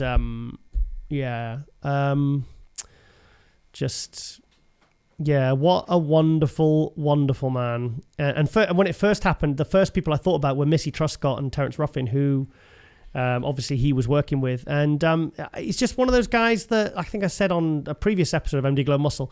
He's one of those guys that just no one had a bad word to say about, you know? Oh, bless him. Oh, he was a lovely man. I had him. I'd never really spoke to him that much before I had him on Global Muscle last year, back in season 2 or 3, season 2. But I got a really good, strong impression just from that sort of 20, 30, I think it was about 30, 40 minutes we spoke for. But he's just come across so well. And you know, what people don't realize is actually this industry is actually quite a little bit smaller than you realize. So, you know, for the good people and the not so good people, the word gets around, and John was one of those guys. If his name came up in a conversation, you never heard anyone say anything other than just wonderful things. But I think I spoke to Milos by text, and he says I only saw him like 2 weeks ago at Chicago. He said he made me have a drink and toast, and he said he spent the first 30 minutes just talking about his children. So you know, just so really, my heart goes out to his family. It really does. But yeah, because I don't think I gave him a proper, you know, mention last episode, so I wanted to do that. So John Meadows, legend, and he will be always remembered for the right reasons, and very special man, and just very, very, very, very sad to see him go. So, okay, and our final shout out is, why have I brought up MD? What was a reason? There was a reason. Yes, obviously, it was this lady who myself and Ron brought it up. Elena Kosanova, age 46. She unfortunately died last weekend at the NPC European. She was due to compete on the Sunday in the Pro. She did compete in Portugal. I never met this lady before, and I still don't know any details of what happened and why it happened. But I mean, it's just, we'll report maybe when we find out more. But just a very sad story of someone passing away, you know, night before their competition. So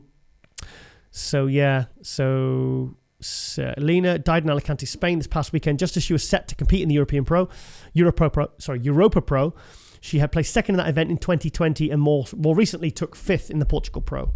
So she leaves behind a husband and child. Our condolences. Yeah, Elena Kosanova. Yeah. So very, very, very, very sad news. It always hits the industry hard when these kind of things happen. So let's end on something a little bit more.